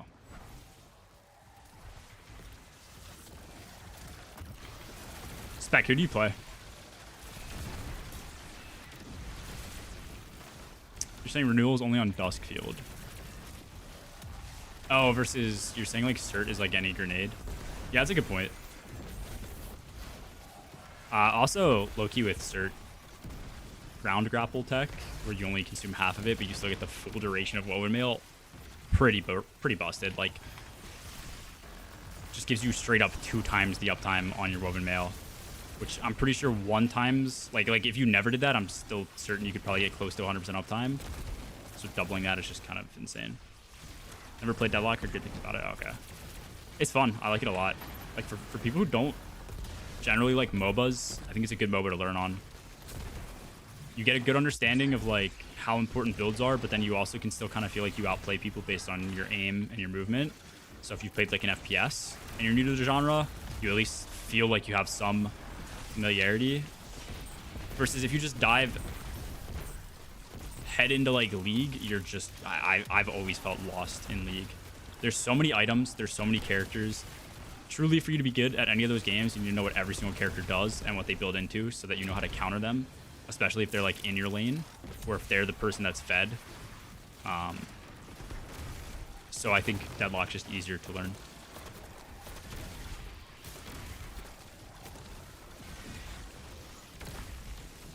Hero and team shooter for me. It's not really a hero shooter. Well, I don't know what TF2 was like. Was TF2 like Overwatch? Is that how it played?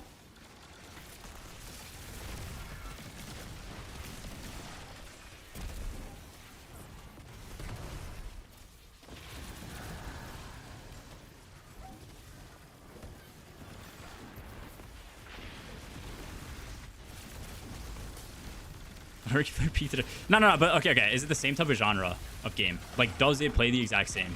You have like your DPS, your support, your tank, and then you're kind of doing the same game modes. Like, I feel like escorting like the payload is the most common type of game mode in those games.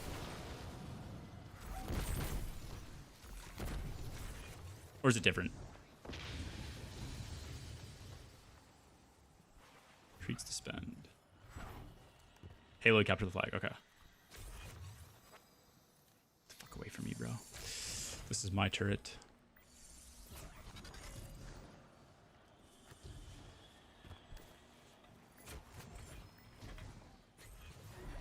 Yeah, song's good.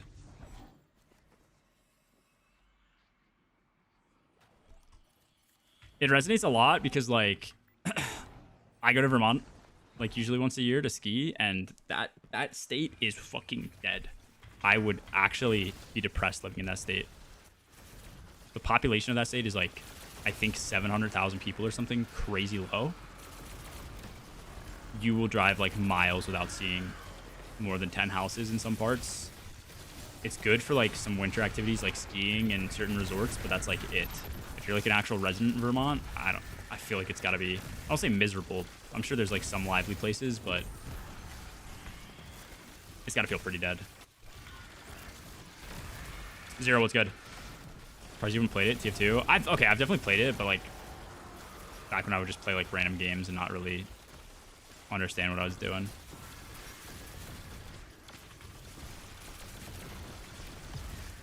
Like, I'm sure I played that game on the shitty laptop when I really wanted to try out Steam games, but I never had a good enough PC to run any of the games. And that one I could usually kind of run. And I'm sure I played like 2 or 3 games and had no clue what was happening. Nah, I've never played RuneScape either.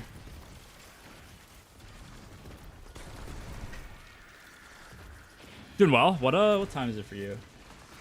You just wake up? Is it like 6 a.m.? 7 a.m.?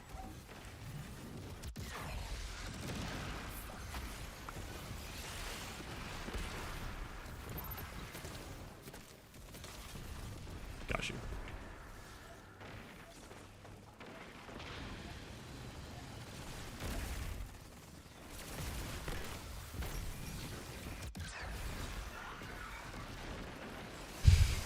Those games are just like, they're so out of their prime though, that's the issue. I guess old school RuneScape isn't. Pretty sure that it's had like a resurgence or whatever. Or maybe that's just like a brand new game. Like WoW remastered type of thing.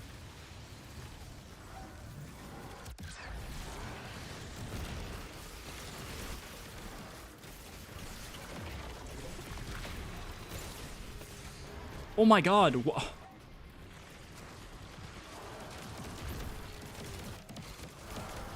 Getting fried. Peak character design. I really like Marvel Rivals, dude.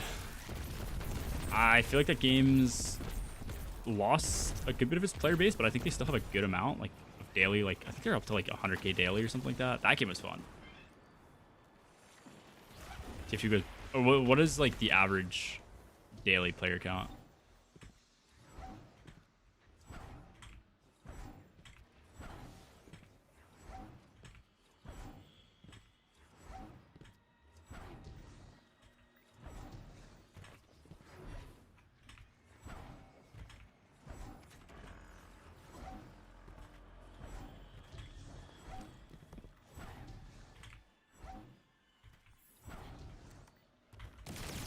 Dude, give me mountaintop jumping with rocket pulses.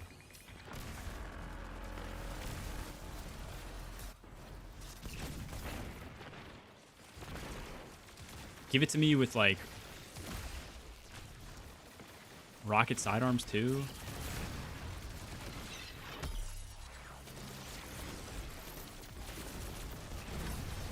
$53K?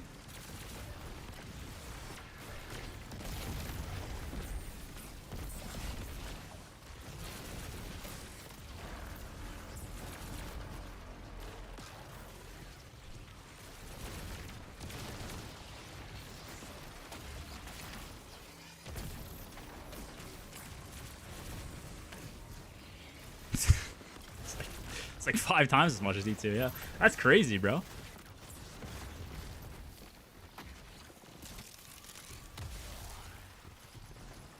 How many people are playing D2 right now?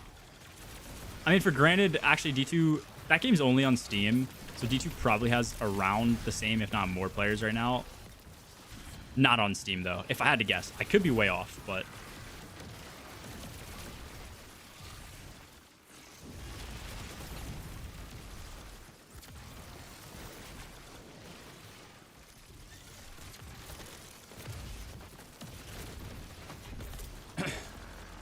No, that's fair, that's fair. It's like a CSGO parkour map or whatever. 12K. Okay. Yeah, I'm sure most people probably play on console if I had to guess, but I could be wrong. Maybe, I don't know. I feel like they're probably about the same, but I don't think is TF2 still like supported?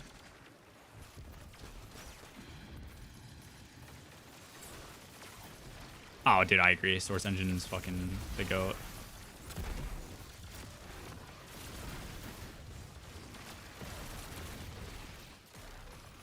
The way they handle like movement calculations is just perfect enough to add like crazy skill ceilings to every game, but not too OP to the point that you're just like flying through maps. Charlene bot overall is 240. No, there's no way there's 200k players online right now.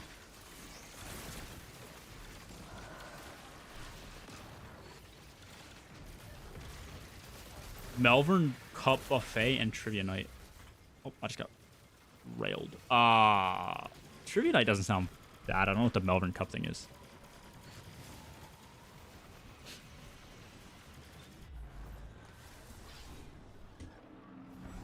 $400 Gambit players.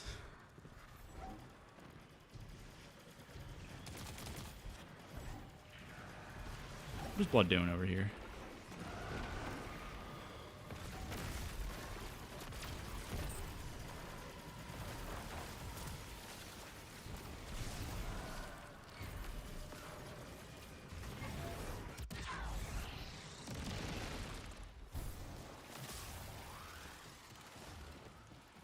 '18 was the last update. Yeah, okay. More Steam players in Overwatch. I mean, yeah, again, Overwatch is also on console, but yeah, I mean, it is still kind of crazy.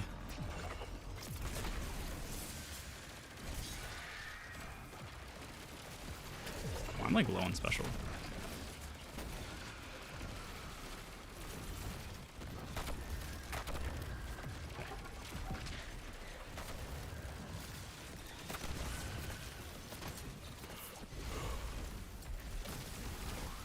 Dude, I did this one. What the fuck?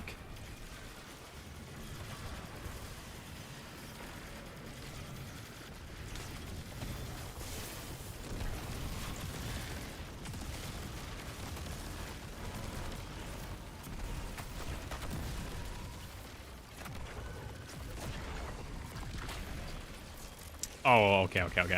You have a busy night of work, is what you're trying to say. My bad. I just misunderstood. I'm stupid.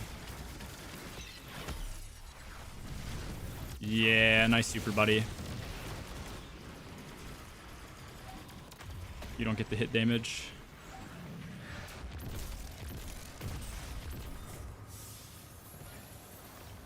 No, I agree, Spec, yeah. Source is like the perfect example of that. You practice your movement, you understand the engine, you're just gonna school people. Like CS, bro. CS is insane to watch people who are good. Grenade weapons melee. I guess I could have used that. What's a 506?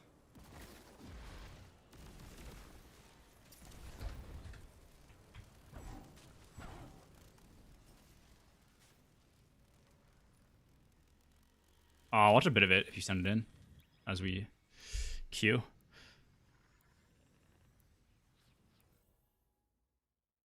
Damn. Actually, doesn't this game have rocket jumping too? Tired of sifting through jobs that don't feel like the right fit?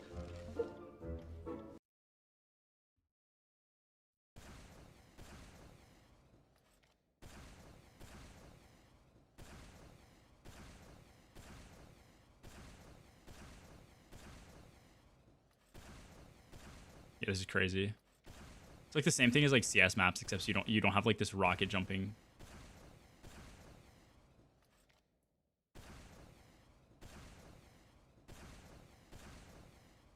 This is like another game that has like insane movement. Titanfall, I think it's Titanfall 2 specifically has like really good movement, but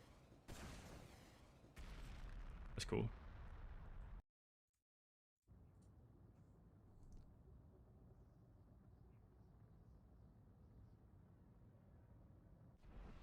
Nah, what is too much for Z block? Way more skill than CS knife skating. I mean, yeah, like knife skating would just be surfing, which is basically the same thing as this, but this has more going on, I think. EA makes Titanfall 3. Yeah, I don't know. Titanfall W movement. Yeah. I think a lot of people know about like that bridge thing or whatever, where like you do like a bridge slide. The bridge is like moving at you really fast, and it calculates it almost as like you moving really fast. So when the bridge stops moving, you get like a massive speed boost out of it. I'll send it. Okay.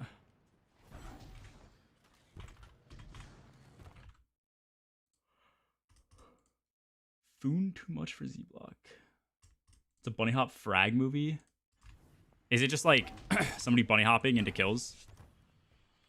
Oh, this is OG too. This is Source. Wait, is that? Yeah, is CS Source a thing? Was it CS Source and then 1.6? And then Go and then 2?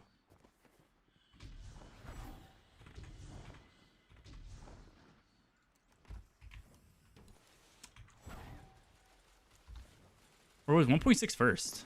Was CS Source after?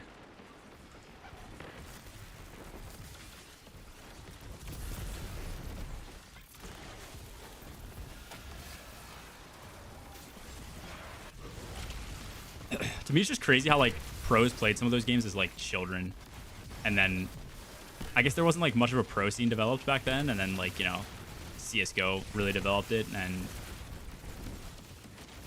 those kids who were just like gaming on like their dad's laptop or some shit ended up being nuts at those games when they came out. It's kind of like people who were like demons in D1 but like not really known, like going on to like win belts in D2 or something.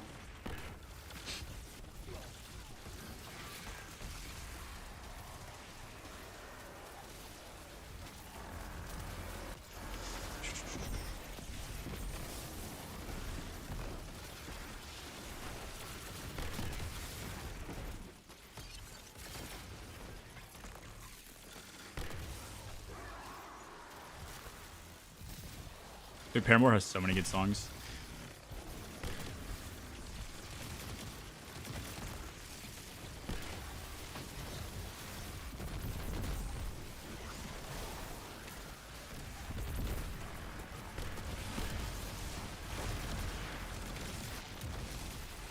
Salty. Mr. Joshua better be around tonight. That's all I'm saying. Respect your pussy. Look, that's as good as it gets. Where's the Brits would say Afani. The last 4 times, it's just like, it's like pussy, bitch, cunt. Those are like the ones that come to my mind. Douche canoe is good. Bitch biscuit.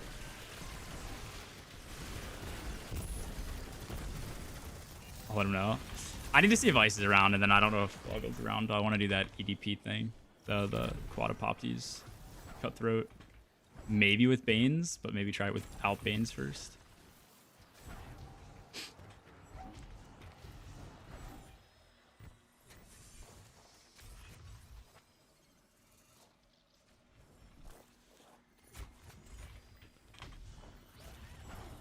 Dude, I like EDP. I like that nickname for it. Like, what else are you gonna call it? It's the Epic Desert Perpetual. It is the EDP.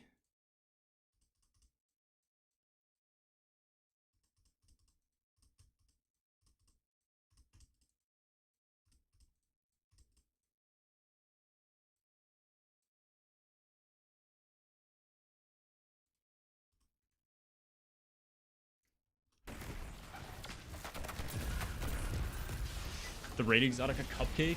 No, dude, I'm wearing khakis and I'm kind of like hella uncomfortable right now. No cupcake. Actually, EDP didn't have a new Raid Exotic, did it? Or maybe that's where the caddy came from. I forget. I guess that's what it is. Which actually makes perfect sense. Is there another bubble? Oh, there is.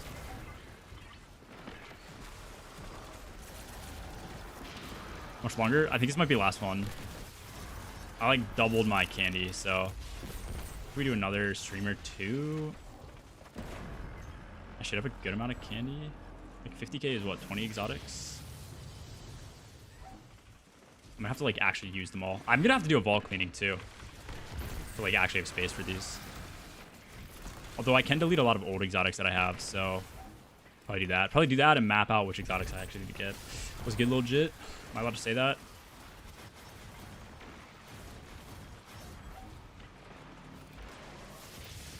What, Bolson?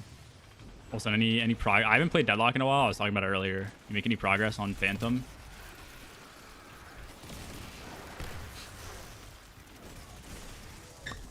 Please don't hurt me. Oracle 6. Oh, you D-ranked? Wait. Is Phantom above Oracle, or did you... Not. It goes Ascendant and then Eternus, right?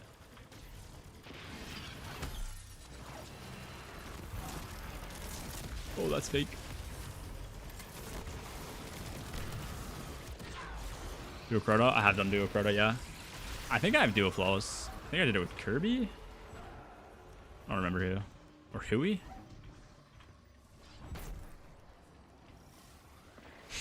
Okay. Please let me swing.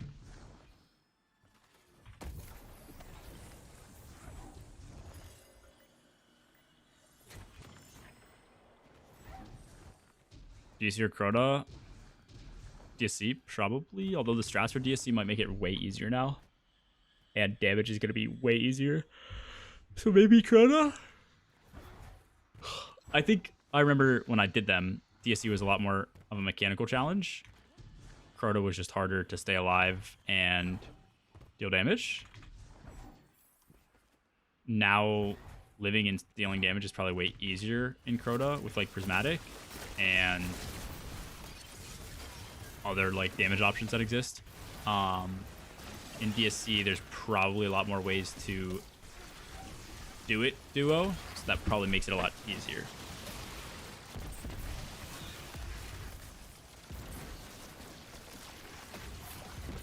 Just give me all 3 back. Oh, it does give me all my melees.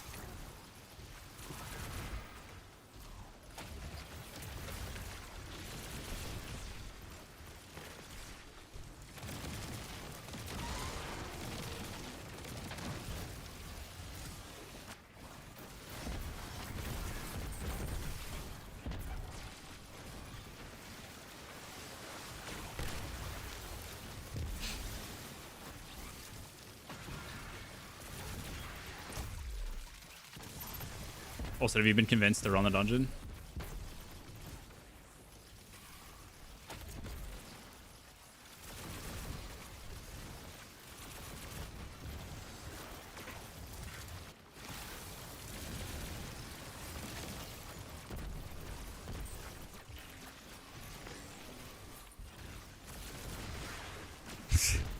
Is Dark Souls 2 not good?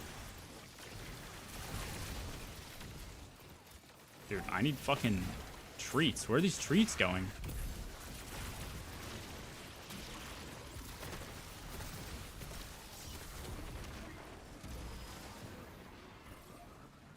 I heard Dark Souls 3 is like the best. I heard people like Dark Souls 1. I didn't know people hated Dark Souls 2 though.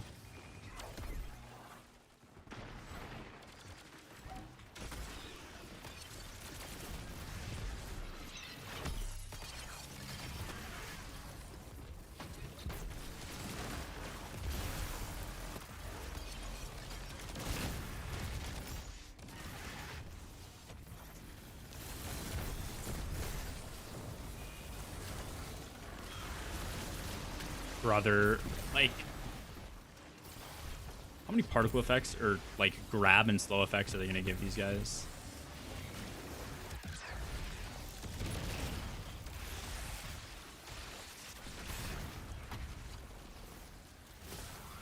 Louis also can glaze it. DS3's peak. I've never played Dark Souls 3. I hated Elden Ring though, so I don't see myself ever playing those games.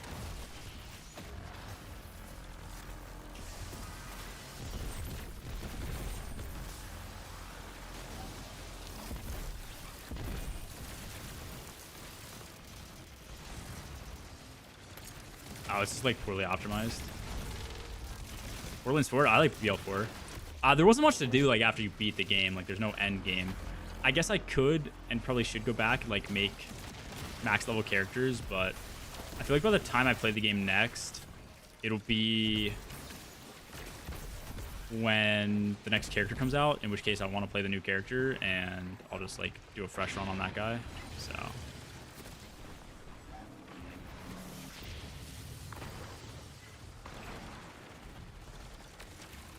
BL2, yeah, Borderlands 2 is like insane.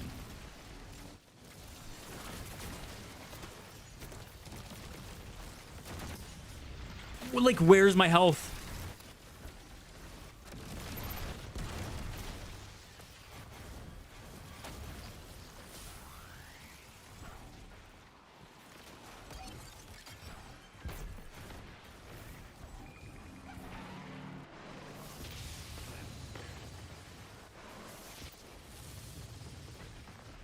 Yeah, I know. That's, yeah. I don't know why, bro. Like, they just needed one raid boss type thing. Either way, it would have gotten cooked. Like, the game was so broken at launch. Like, I know it's a Borderlands game, so usually it being broken doesn't really matter, but, like, lead build was just OP as fuck.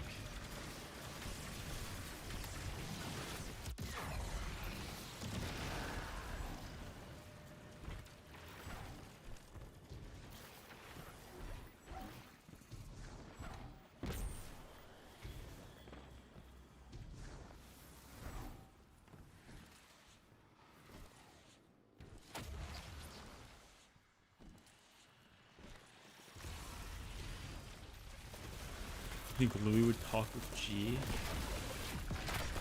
Why does Louis need to talk with me?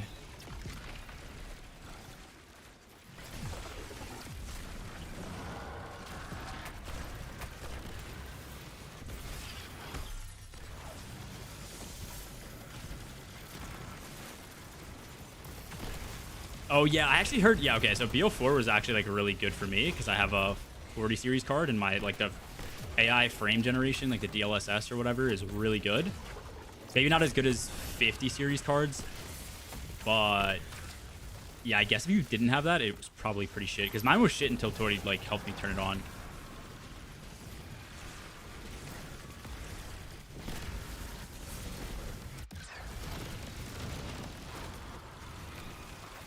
Trying to get him back. Is he just like busy or what? Like, what is he up to?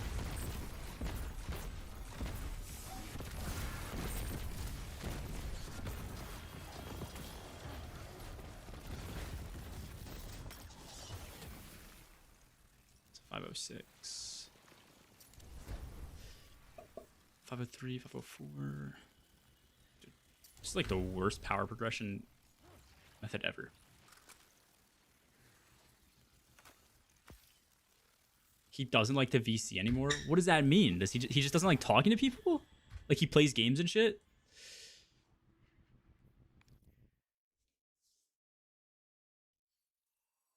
Is emo anti-social era? I guess that's fair. So you know he plays game, like you know he's gaming, but he just isn't playing with you guys or talking with you guys. What is this guy doing? I told he's gonna be on the weirdest shit ever. Watch. Oh, he's actually not. Oh, is he redoing this arc slide build? Because he got fixed. I need to try this arc slide build out again. His stats are poop though.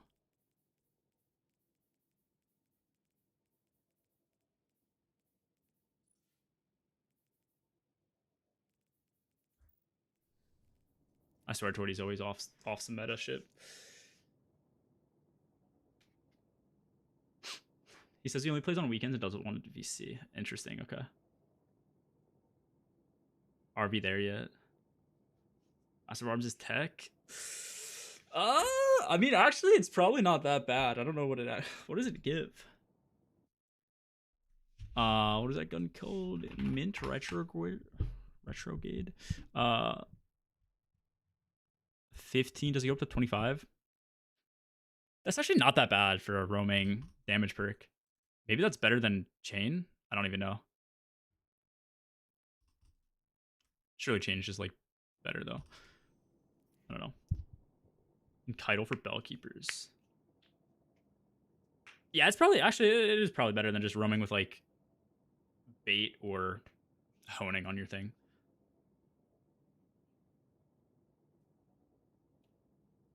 He doesn't want it bad enough. No, it's true. He's not motivated, bro.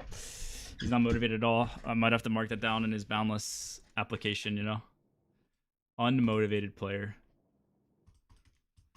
Necrophiliac miner? Wait, what? What? Interesting. All right, that's gonna be it for stream. Tomorrow I think we're raiding. I don't know if Kev's still in chat. We're raiding with Kev, who was in chat earlier. His girlfriend, and then I think it's gonna be Grandpa Gaming Con on him myself. So we'll do a couple of raids tomorrow. Might do some more candy farming after. Admin for Boundless? Nah, I'm not an admin. I think the admins are like Rem, Mario, Sibs. They just have more perms and roles and shit like that. I guess I don't really know how serious it is. You know what I mean? But it's not like oh, they're admin. Like you've listened. Like, you know what I mean? It's like, I don't know, explain it. It's like, I guess they have more perms and shit in the Discord and like can manage the clan shit. But I feel like Rem's the one that does like 90% of shit. I don't know. Let me know if you're playing Arc Raiders. I want to hop back on that, but I'm not sure Tori does. So if you have time at some point, just let me know. Like if you're just trying to get runs in, show me the ways. But yeah, that's the first stream. Be on tomorrow. So we'll have to pick up Duo at some point again. Also, let me know if you're around tonight if you want to do the EDP of Pop these shit. But yeah, okay. That's it for today. Peace. Later. Take it easy. Fuck.